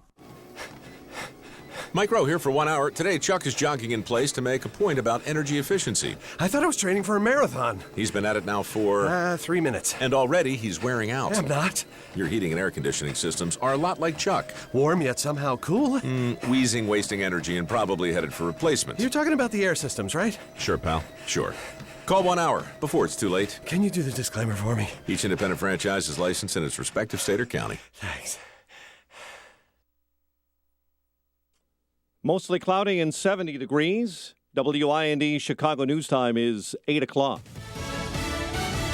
Fox News Radio. I'm Dave Anthony. Tears shed nationwide over the Florida massacre. That vigil in Orlando was hardly the only one honoring the 49 murdered in the terror attack. Luis Omar Ocasio-Capo. They read the names aloud in New York City, and there was a gathering in Colorado. Whether it's in Aurora, Columbine, Denver, Paris, or Orlando, we're going to stand up and talk against these types of acts. Now, 53 people were also wounded at that gay nightclub early Sunday. Fox's Evan Brown's now outside the Orlando Regional Medical Center live.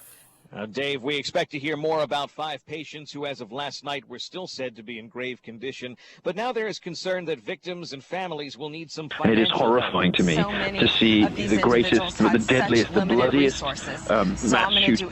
America has got to decide very simply if it wants female emancipation, gay rights, and tolerance for other skin colors and religious persuasions and other points of view, or if it wants Islam. The choice is really that simple. Investigation continues into shooter Omar Mateen. People have come forward saying they're sure they've seen him at the Pulse nightclub at the past. Dave? A police commander stabbed to death in France, and his wife was taken hostage by a terrorist once convicted of recruiting jihadis. He even posted the attack live on Facebook. 3 hours later, after a police standoff, the home was then raided by commandos, but his wife was found dead. This morning, the couple's 3-year-old boy was unharmed, but today a police official did say that at one point in that live video, the attacker puzzled over what he should do with him. That's Fox's Benjamin Hall. A Canadian man was beheaded by Islamic militants in the Philippines.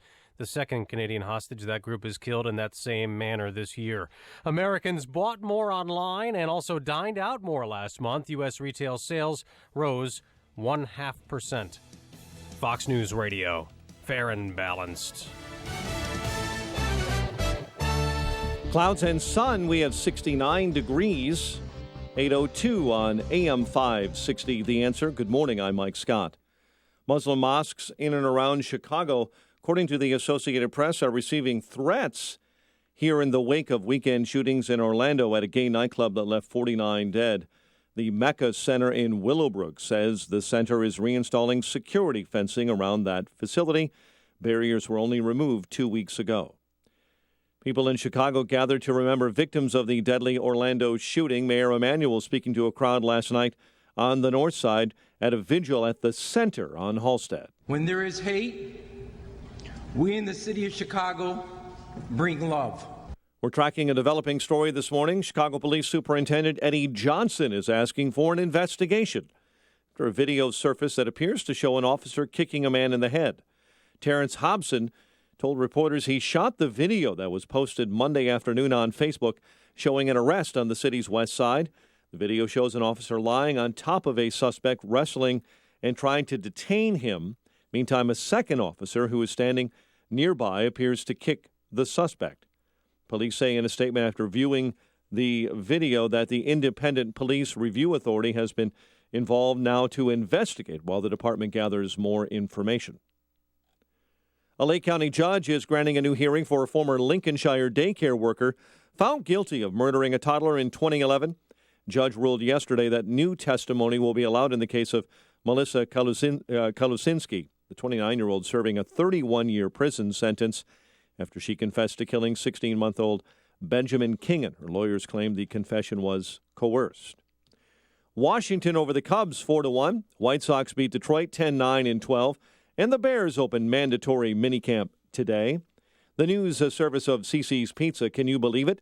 CiCi's now has 3 stuffed crust pizzas, original pepperoni, new pretzel, and new bacon stuffed.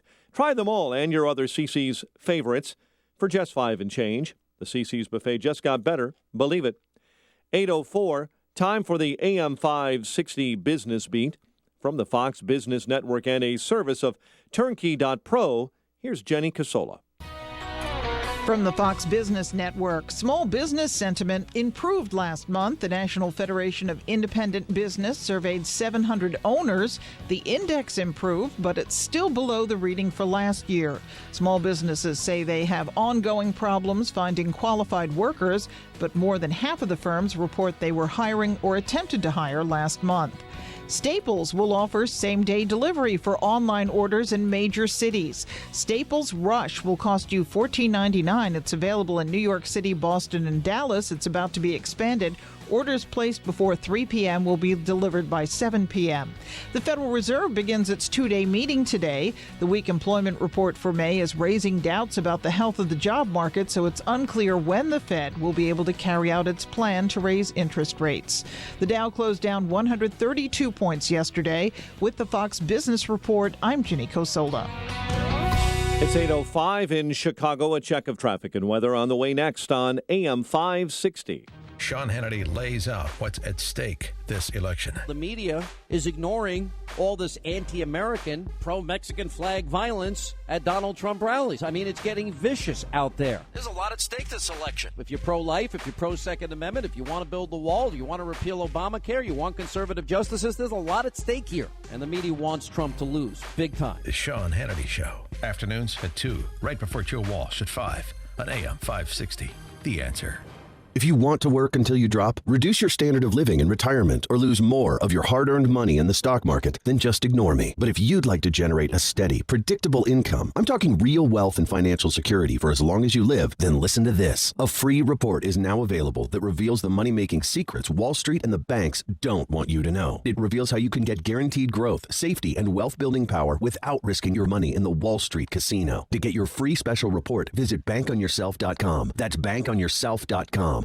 Focus. You need it to run a business, so don't let legal questions distract you. Use LegalZoom instead. Things like lease agreements and employment laws get complicated, but they're part of running a business. That's why LegalZoom built a network of independent attorneys in 48 states. You can rely on them for the legal details without paying by the hour, since LegalZoom isn't a law firm. So focus on growing your business and use LegalZoom for the legal stuff. LegalZoom. Legal help is here. 8:07 in our Guardian Security Services Traffic Center. Here is Jim Talamonte. Thanks, Mike. On the Edens inbound, it's 25 minutes. Lake Cook to Montrose, outbound 35. The Kennedy holding it about 45 minutes either way between O'Hare and downtown to the Eisenhower. An hour and 15 minutes Thorndale to the post office. An hour from Manheim outbound, 45 minutes to Manheim. An hour and 5 minutes to Thorndale. Stevenson, an hour and 5 minutes. 355 to Lakeshore Drive, outbound 40 minutes. Ryan, 26 minutes. 95th to downtown, outbound it's clear. Tri-State, southbound delays, 120 to 176, then 22 to Lake Cook with a crash in the right lane. Northbound, stop and go 111th to the Hinsdale Oasis and from the Cermak Toll to the Grand Avenue Curve. It's about Reagan Tollway jammed 31 to 355 and York to the Tri-State. Veterans Memorial, so Boughton to the Reagan Tollway, Findlay to St. Charles, and North Avenue to 290. Traffic answers when you need them most. I'm Jim Talamonte on AM 560, The Answer. Chicago's Morning Answer continues next. Your official Chicagoland weather forecast from the aircomfort.com Weather Center. 80 years of quality mechanical solutions for your business. Here's our meteorologist, Kevin Snyder. Humid with a couple of showers and a thunderstorm today and tonight. High 83, low 69. Couple of showers and a heavy thunderstorm tomorrow. Otherwise, it will be humid with clouds breaking forward. Some sun, high of 89. Partly cloudy at night, low 65. I'm Kevin Snyder on AM 560, The Answer. 68 at O'Hare, 69 along Chicago's lakefront. Your next news update is at 8:30, and Chicago's Morning Answer with Dan and Amy continues next on AM 560, The Answer. This hourly segment is brought to you by The Lou Bridges Show. Tune in on Saturday mornings at 8 to learn how you might fight foreclosure and keep your home. Good morning. Welcome to your Tuesday morning briefing. Here's what you need to know to start your day. Gunshots to the head, legs, arms, shoulders, stomach, backs. I could just smell the ammo in the air, and I was like, this is a gun. It's awful to experience this with my fellow family. We're also going to look hard at our own work to see whether there is something we should have done differently. So far, the honest answer is, I don't think so. Now that we're seeing terrorists use these assault weapons, that has to be part of the debate. She wants to take away Americans' guns and then admit the very people who want to slaughter us. Let them come into the country. We don't have guns. Let them come in. Let them have all the fun they want. This is Chicago's Morning Answer with Dan Proft and Amy Jacobson on AM 560, The Answer.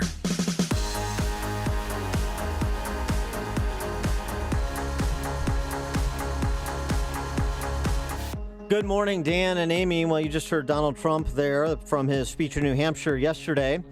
Donald Trump basking in the glow of perhaps some unanticipated endorsements, including from the Phoenix LGBT organization, endorsed Trump after seeing Hillary's response to the massacre, the radical Islamic terrorist attack in Orlando over the weekend. And then there's this from Jim Hoft. He is the Gateway Pundit, popular blogger. I came out in the 1980s to family and friends during the AIDS epidemic. I saw a lot of friends get sick. I saw a lot of friends die. I went to a lot of funerals. It was a scary time to be gay. Like most gay Americans, I don't wear my sexuality on my sleeve. I go about my daily business. I try not to harm anyone. I love my family. I love my friends. I love my country. I've been a conservative activist for years, but today I'm coming out as a conservative gay activist. In the past few years, I built one of the most prominent conservative websites in America, True.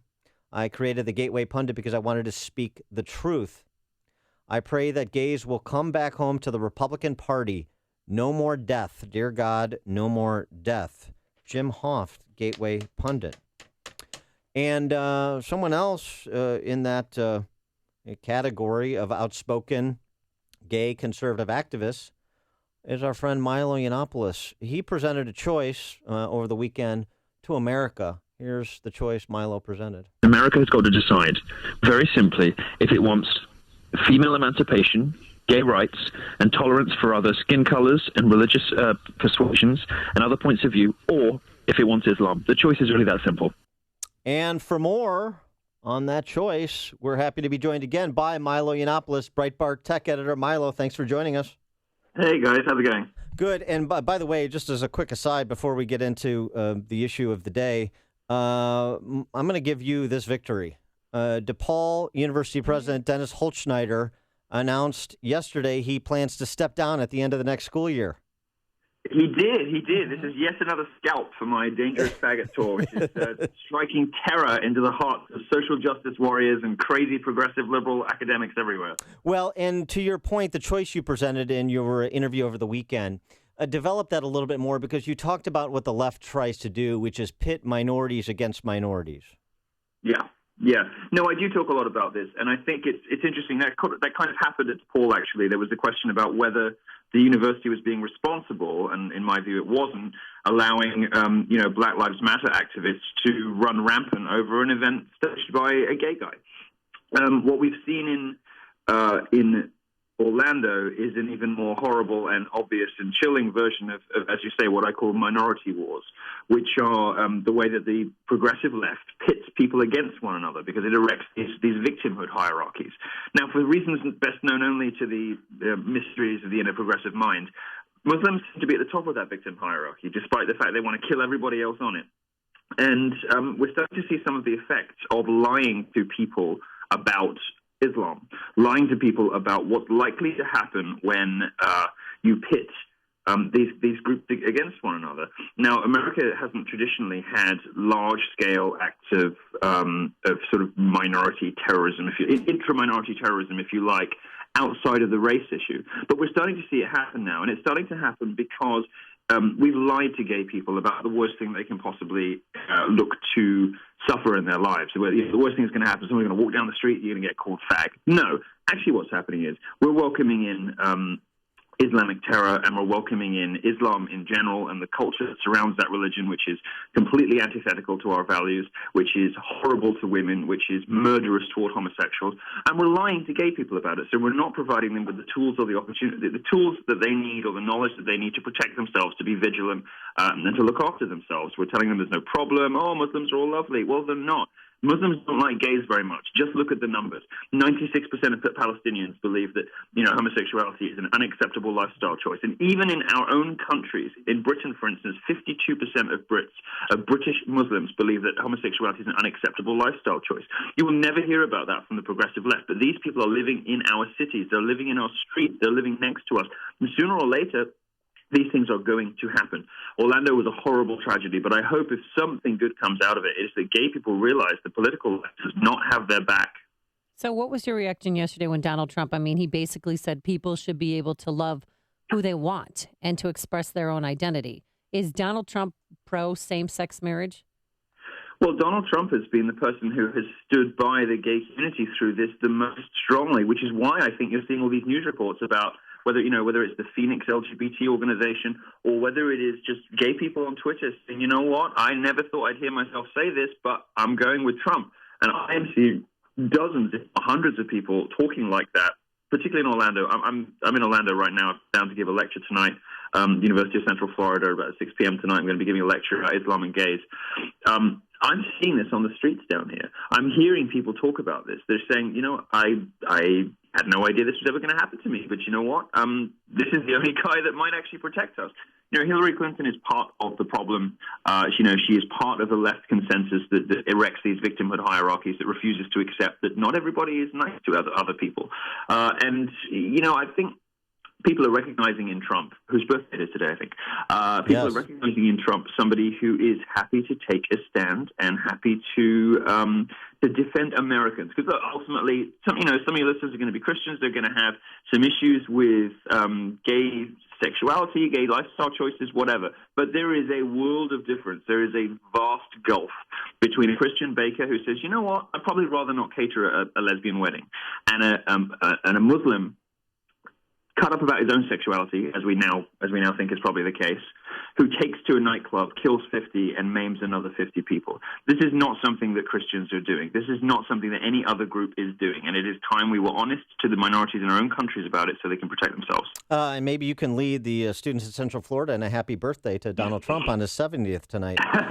Well, it was just a happy coincidence that my talk ended up being on Daddy's birthday. So, yes, I will make an effort to do that. Well, now, the left is not going away without a fight. Sally Cohn from CNN tweeted that every religion has subgroups of intolerant extremism. The problem is intolerant extremism, not Islam or even radical Islam, according to Sally Cohn. Mark Stern in Slate chides Republicans who are expressing condolences to those who were murdered over the weekend, saying, conservatives like Senator Rubio or Mike Huckabee are those that oppose gay marriage, and so they have no place to even comment, apparently, I guess, is the argument. So it kind of goes to what you were speaking to, which is, can we make a distinction between I disagree with this policy, I disagree with your opinion on this policy, and I want to murder you? It seems like there's a chasm between those two things.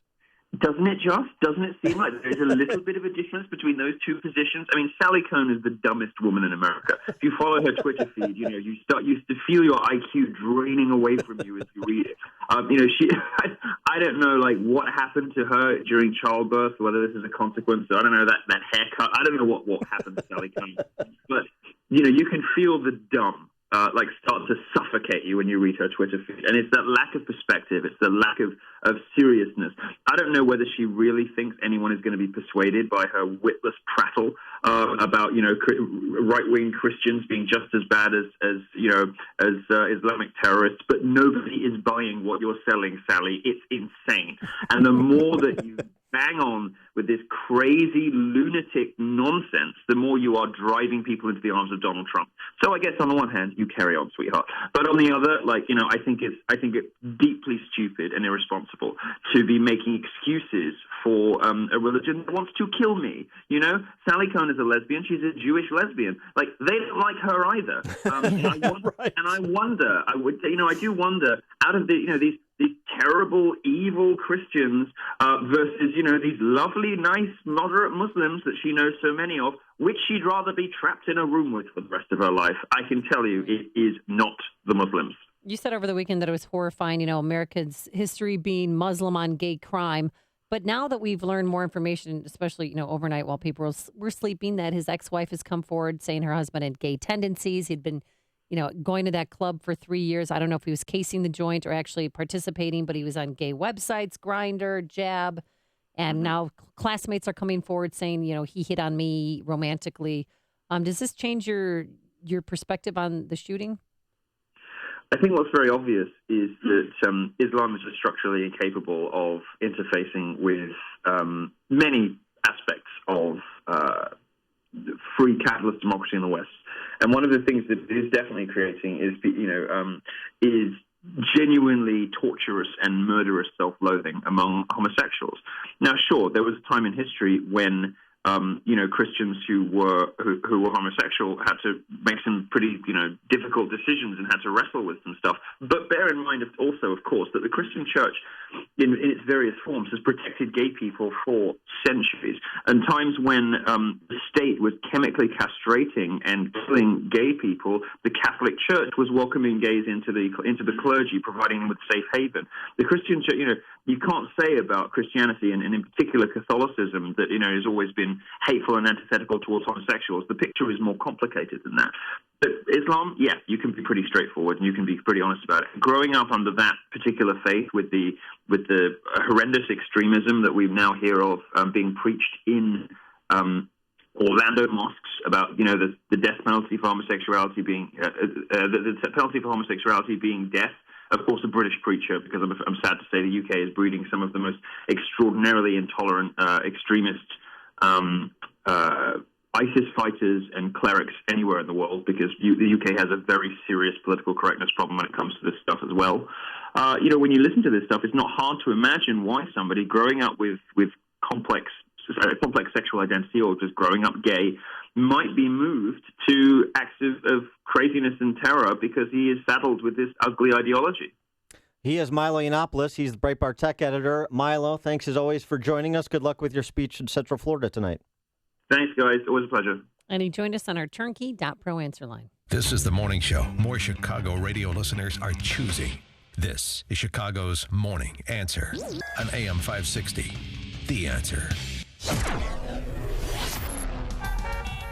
Sunshine right now, but some clouds, high clouds throughout the day, possible shower. Tonight, a chance of a shower, and tomorrow, guess what? A chance of a shower, and we hope it happens to water those lawns in John Cass's tomato garden. And a high tomorrow of 90 degrees. Anything hot and sticky on the roadways? Jim Delamonte, I hope they aren't throwing tomatoes at you. No, thankfully, Amy. Things are all clogged up, though. Some drivers might want to be throwing tomatoes on the southbound tri-state. It's a sticky mess southbound from 120 in Gurnee to 176, then from 60 to Lake Cook, where there's a crash still blocking the right lane. Northbound slow most of the way from 111th to 31st and from the Cermak Toll to the Grand Avenue curve. Reagan Tollway still heavy. Winfield to Yackley and York to the Tri-State. Veterans Memorial from Boughton most of the way to St. Charles and North Avenue to 290. Eden's 22 minutes. Lake Cook to Montrose outbound 35. The Kennedy 46 minutes. O'Hare to downtown outbound 45 minutes. The Eisenhower an hour 15. Thorndale to downtown outbound 50 minutes. Stevenson an hour and 5 minutes. 355 to Lakeshore Drive. And the Ryan is 26 minutes. 95th to downtown. I'm Jim Talamonte, the Guardian Security Services Traffic Center. You know, everyone is making predictions about who Donald Trump will pick as his vice presidential running mate. And here at AM 560, we're raising the stakes a little bit. So check this out. If you correctly guess Donald Trump's running mate, you can win $560. That's right. Enter our $560 Veeps contest between now and June 24th. And if your prediction is correct, you will win $560 plus a $50 gift card from the Trump Winery. 2 easy ways to win. You can fire up the AM 560 mobile app on your smartphone and enter the contest that way, or go to 560theanswer.com/Trump to enter online. It's really easy. Complete rules are online at 560theanswer.com/Trump. Enter today. It's going to be huge, and good luck. My name is David Hochberg, and I'm Vice President of Lending at Pearl Mortgage. If you're looking to purchase a new home or refinance your existing home, give me a call. Market knowledge, in-house underwriting, low rates, and closing costs are what makes me one of the country's top loan officers. My team of experienced loan officers is committed to helping you with your next real estate transaction. If you complete an online application with the company in love with their rockets or the guy with the big red blowhorn, somebody in a hotbox call center returns your call. When you complete an online application at am560david.com, either me or one of my experienced professional loan officers calls you back and answers all of your questions. If you want to work with a loan officer who appreciates and values your business, give me a call at 312-751-1333 or visit am560david.com. I've helped thousands of AM 560 listeners, but I can't help if you don't call 312-751-1333 or visit am560david.com. Pearl Mortgage and Equal Housing Lender, Illinois Residential Mortgage License 4358, RMLA, NMLS 19186. I have struggled with irritable bowel syndrome for 40 years. Really struggled with it. And I want you to know that since I have been taking Balance of Nature, I don't have it anymore. After 40 years, I'm 75 years old, and after 40 years of struggling with this, and, early on taking all kinds of medication and this, that, and the other thing, back in October, I was able to cancel my appointment with the gastroenterologist. Your products have made my life. They have improved the quality of my life so tremendously. I can't be grateful enough. So please thank you all, and please, if you ever have a chance to, please thank Dr. Howard. Good health is just a phone call away. What are you waiting for? Call now and take the health challenge to get a free month's supply of Balance of Nature. Call 1-800-2468-751. That's 1-800-2468-751. Or go online to balanceofnature.com. Use promo code CHICAGO.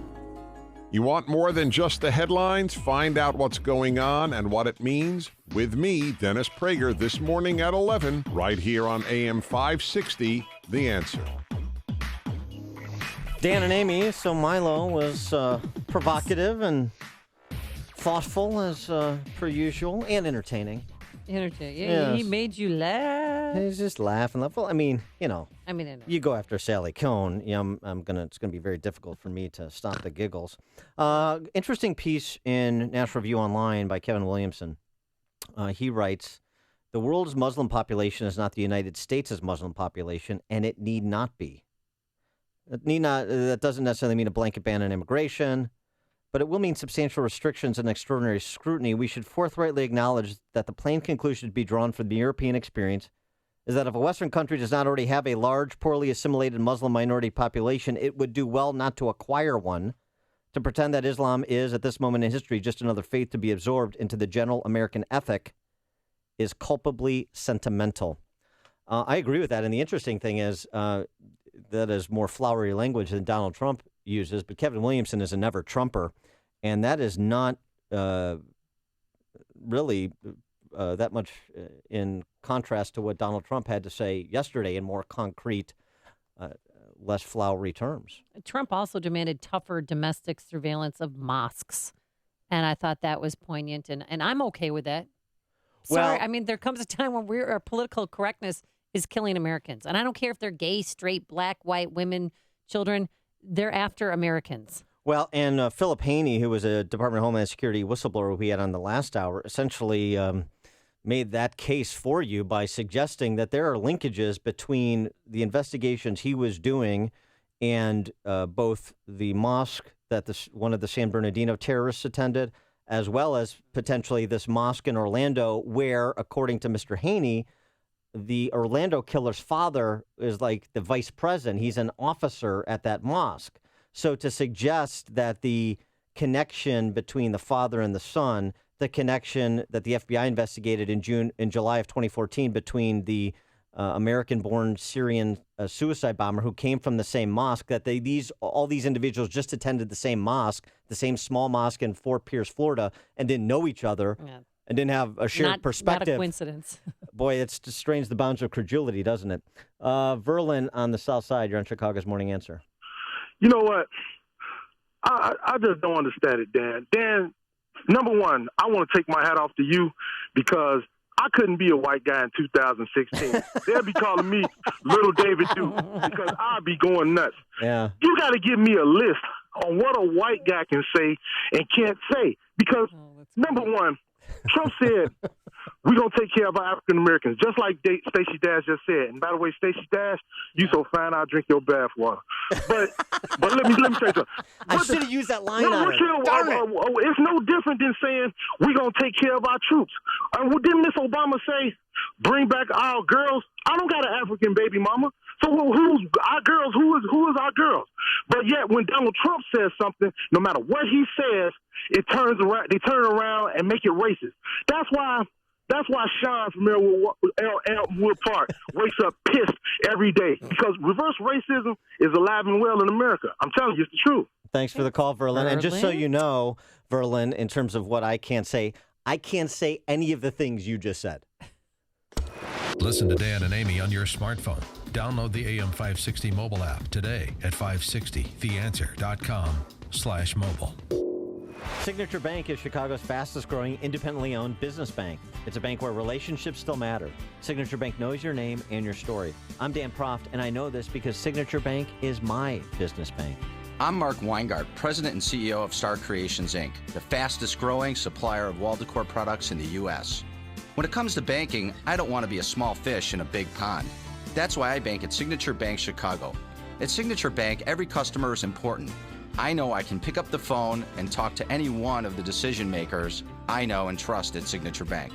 At Signature Bank, they understand and respond to the unique needs of my business with flexibility and fairness.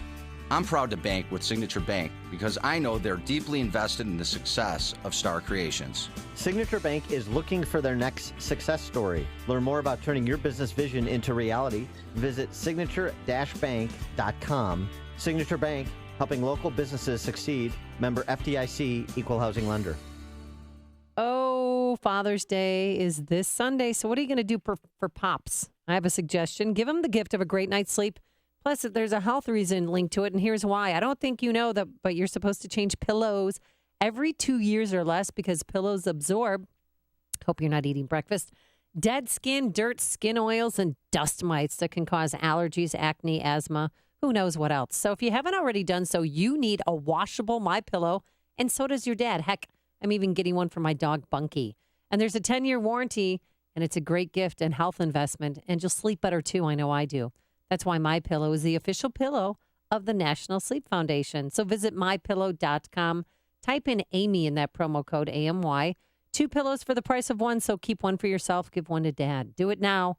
800-489-0201 or online at MyPillow.com. Promo code Amy. 800-489-0201. Coming up on Chicago's Morning Answer. At 8:38, Dr. Waleed Phares, Trump foreign policy advisor, joins us. But first, into the newsroom we go. Here is Mike Scott.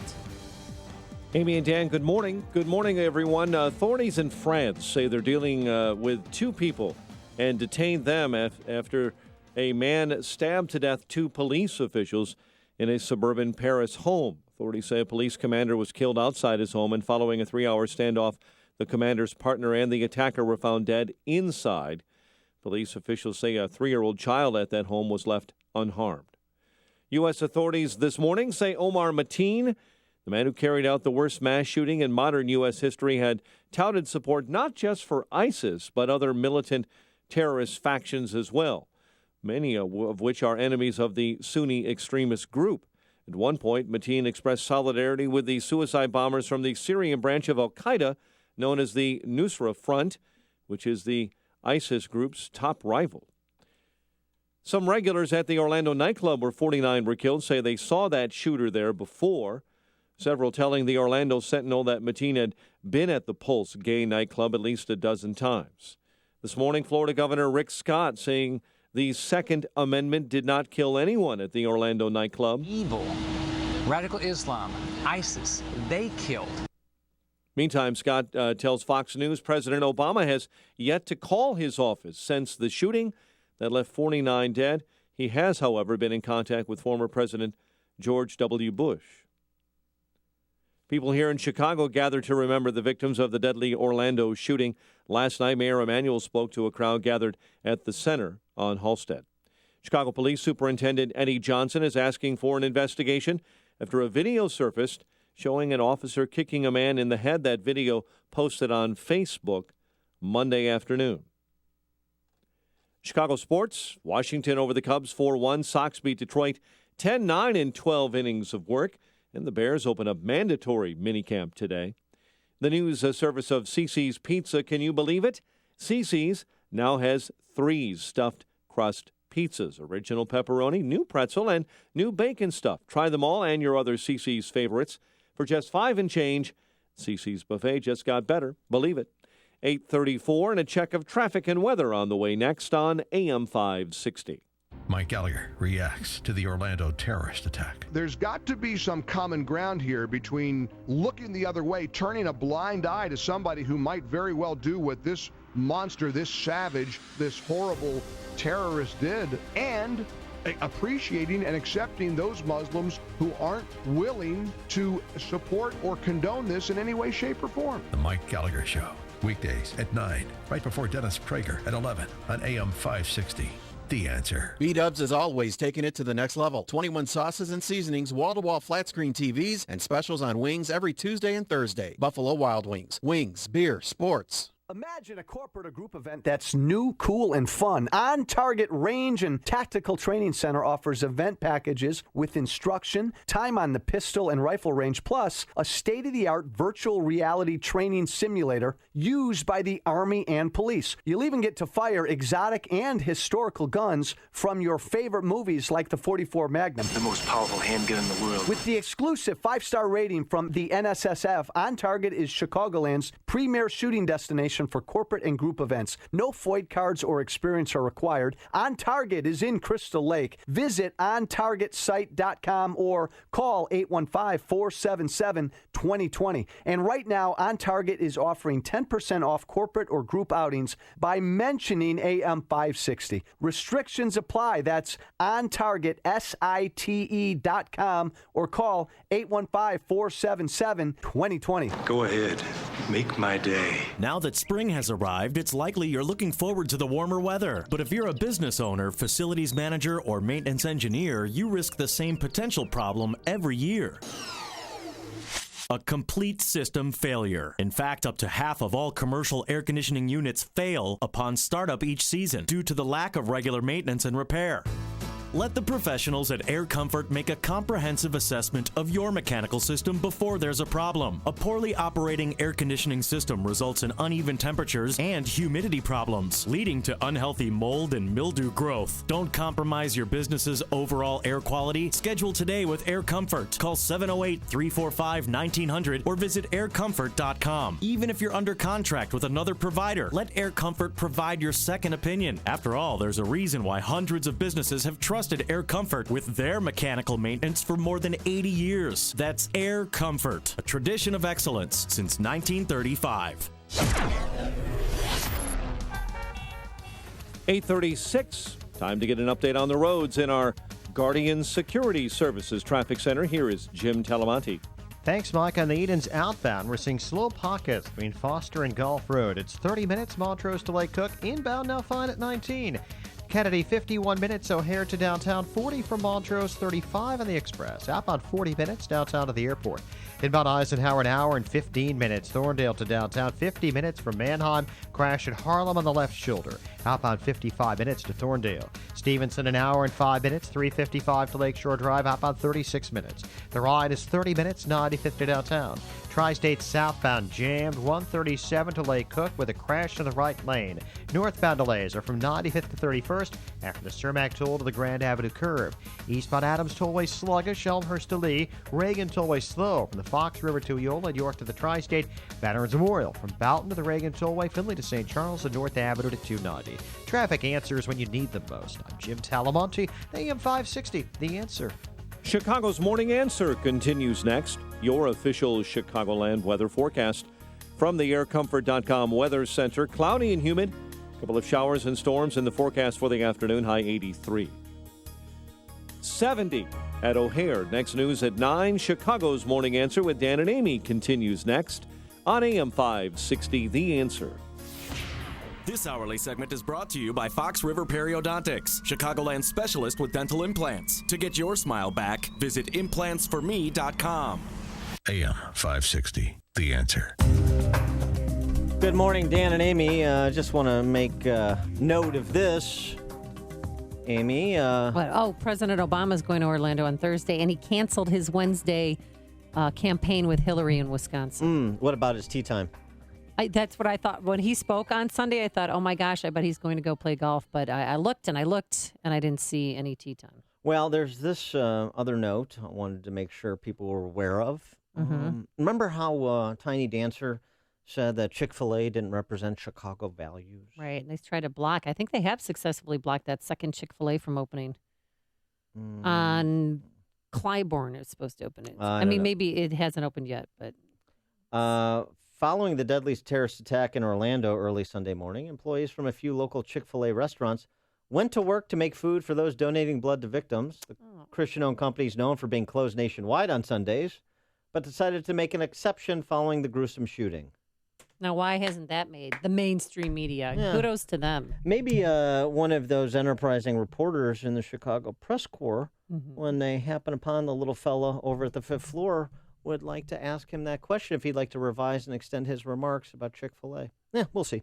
Other big news yesterday was made by Donald Trump in his remarks in New Hampshire about the Orlando terrorist attack, as well as what should be done going forward to make sure people are secure in this country and effectively combat radical Islamic terrorism. And it seems like he's pushing Hillary a little bit right, because she was kind of forced to utter a phrase she's not one to utter. That phrase being... You mean radical Islam? Radical Islamic terrorism. Did you just say radical Islam? She did it, but no, she's still sticking to focus on the assault weapons, and I'm not going to declare war on a religion and the usual left rhetoric, but she did utter that phrase, and I wonder if Trump's aggressive posture had something to do with it, so aggressive that it's inspiring support from perhaps unanticipated quarters like the Phoenix LGBT organization, which endorsed Trump by Twitter yesterday. Well, for more on this, we're happy to be joined by Fox News Channel's Middle East and terrorism expert, as well as a Trump foreign policy advisor. He is Dr. Waleed Phares. Dr. Phares, thanks for joining us again. Appreciate it. Good morning. Thank you for having me. So Trump's outline yesterday of temporary restrictions on persons emigrating to this country from essentially state sponsors of terror or hotbeds of terrorism, in addition to increased surveillance on mosques where appropriate.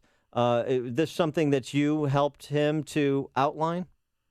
You know, internal matters we cannot discuss as advisors, but let me tell you one thing. On your show, we've discussed a few months ago, I have projected that Mr. Trump will be basically evolving in his position to become more precise, more strategic from that general ban from 2015. Now he's being very specific in terms of, yes, these countries where the jihadists have control over areas, we are going to put an interim ban, but until, and he said it very clearly, that ban will be lifted when we in America, in Washington actually, when he becomes the president, the agencies will provide him what the Obama administration did not provide for its own bureaucracy, that is a vetting process.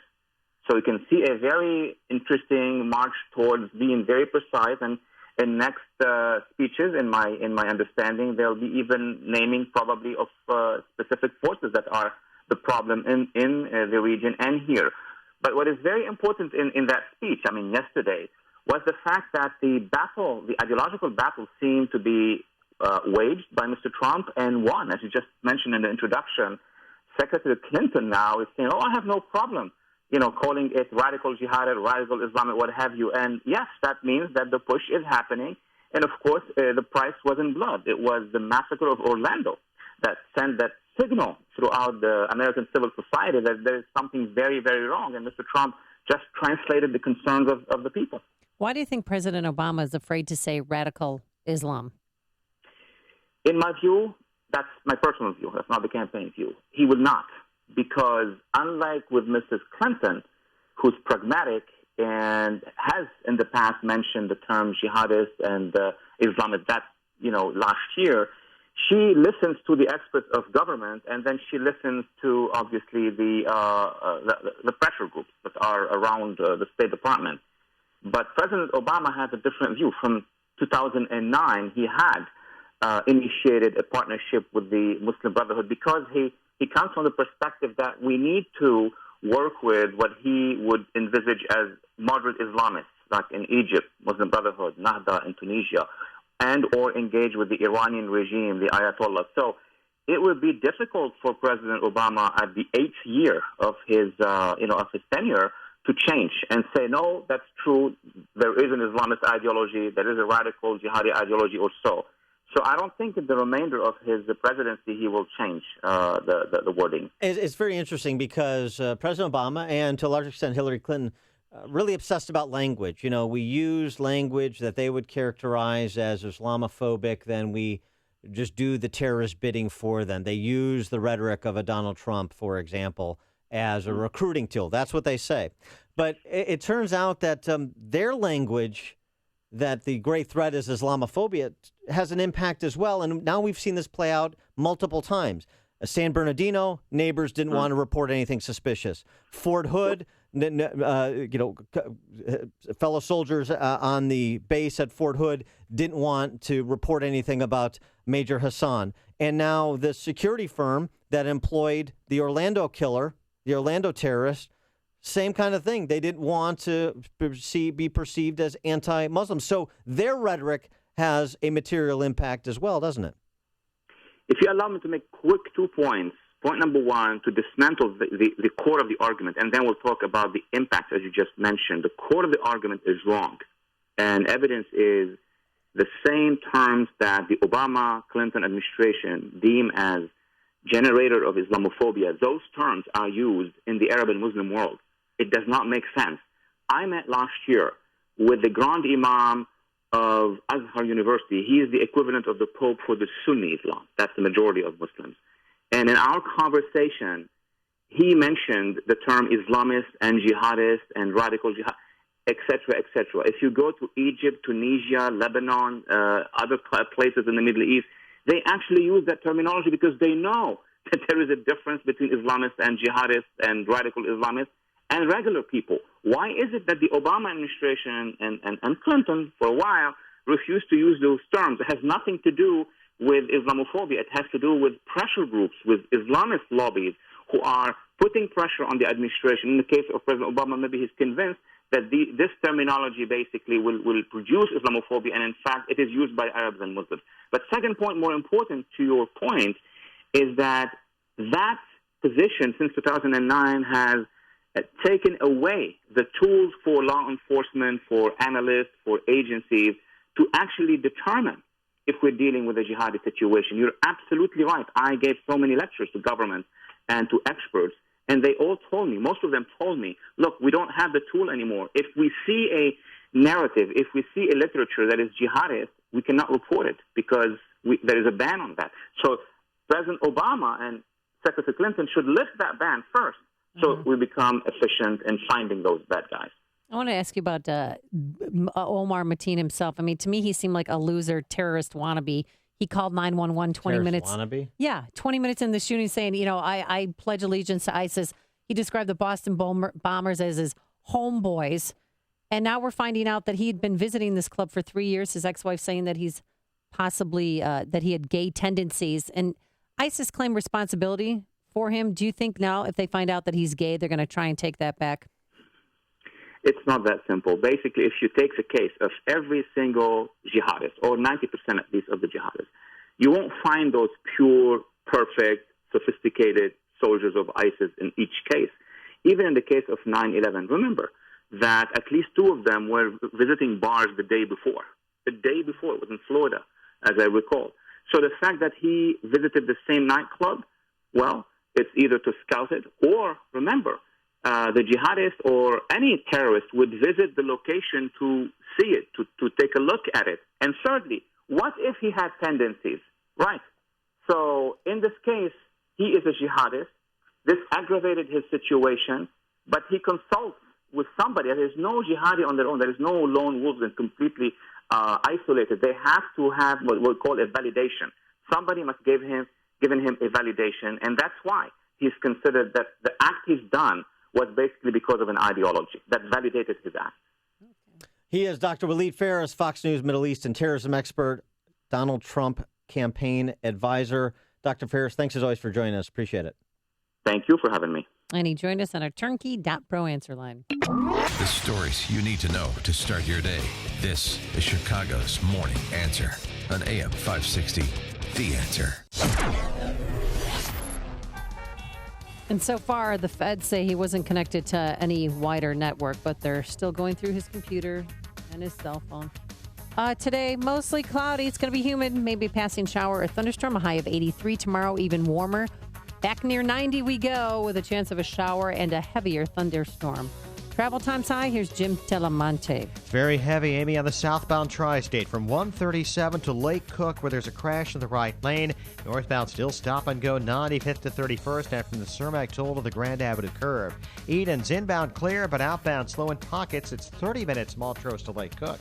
The Kennedy 50 minutes O'Hare to downtown, heavier in the express. Outbound 45 minutes downtown to the airport. Crash at Diversey in the 2 right lanes. The Eisenhower's an hour and 10 minutes. Thorndale to downtown, outbound 50 minutes. To Stevenson, 50 minutes. 355 to Lakeshore Drive, outbound now fine. Ryan is 30 minutes. 95th to downtown. Reagan toll delays from the Fox River to Eola, York to the Tri-State. Veterans Memorial. The Boughton toll most of the way to St. Charles and North Avenue to 290. I'm Jim Talamonte in the Guardian Security Services Traffic Center. Many of you own or manage growing companies, and you know that your entire business depends on your phones. If your phone service provider struggles to deliver your calls, it can mean lost revenue. It's often the case with an outdated phone system. The solution? Well, it's a company that we use here at AM 560, Innovative Networks. They excel at providing innovative solutions to reinforce your company's phone infrastructure and enhance call flow. We truly appreciate how comprehensive, diligent, and cost-effective Innovative Networks was in providing solutions that scale as our business expands. Innovative Networks can even replace your outdated phone system at no cost and provide hands-on training to maximize your capabilities. You'll save money and be more focused on growing your business. Here at AM 560, we're thrilled with Innovative Networks, so follow our lead and call Innovative Networks at 312-453-7777. They're rated A+ by the Better Business Bureau. The number 312-453-7777, or visit go4inet.com. That's go, the number 4, INET.com. There are 2 kinds of pain that goes away and the worst kind, chronic pain. If you suffer from chronic pain, life is not complete and it can be miserable. Unfortunately, most people use narcotics that mask the pain. You need to find the source of the chronic pain and get relief. This is Dr. Ken Candido of Chicago Anesthesia Pain Specialists. We're serious players in the management of pain, and our team are national leaders, as well as being educators in the treatment of pain. We will work with you to diminish or eliminate your pain and help you get your life back. You know, there's a nationwide narcotics epidemic, and people are too quick to mask over chronic pain instead of looking for the cause and treating or eliminating the pain. Contact us. We will help you. Go to mypainchicago.com. Call and make an appointment with some of the best pain people in the nation, located here in Chicago. mypainchicago.com. You or someone you know suffers in the suffering of chronic pain. mypainchicago.com. Let's make you pain-free.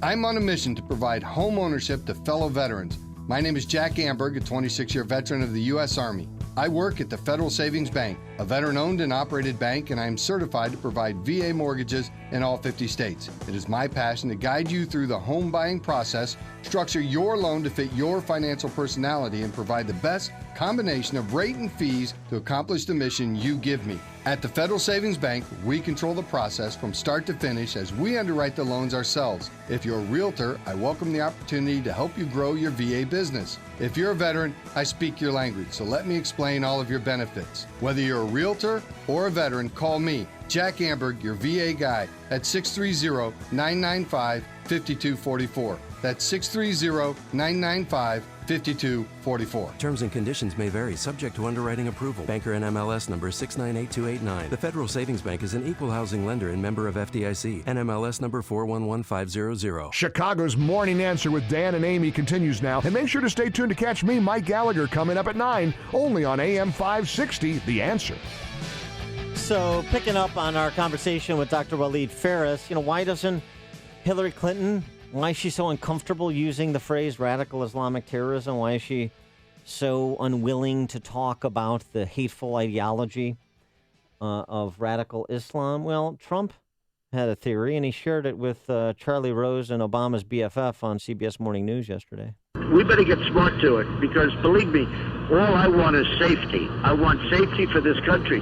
What happened yesterday will happen many times over with a president like Obama that doesn't even want to use the term radical Islamic terrorism. He doesn't want to use the term. And Clinton won't use it either. But that is not. I mean, Hillary won't use it, and the reason she won't use it, she's afraid to offend her boss because she doesn't want to go to jail.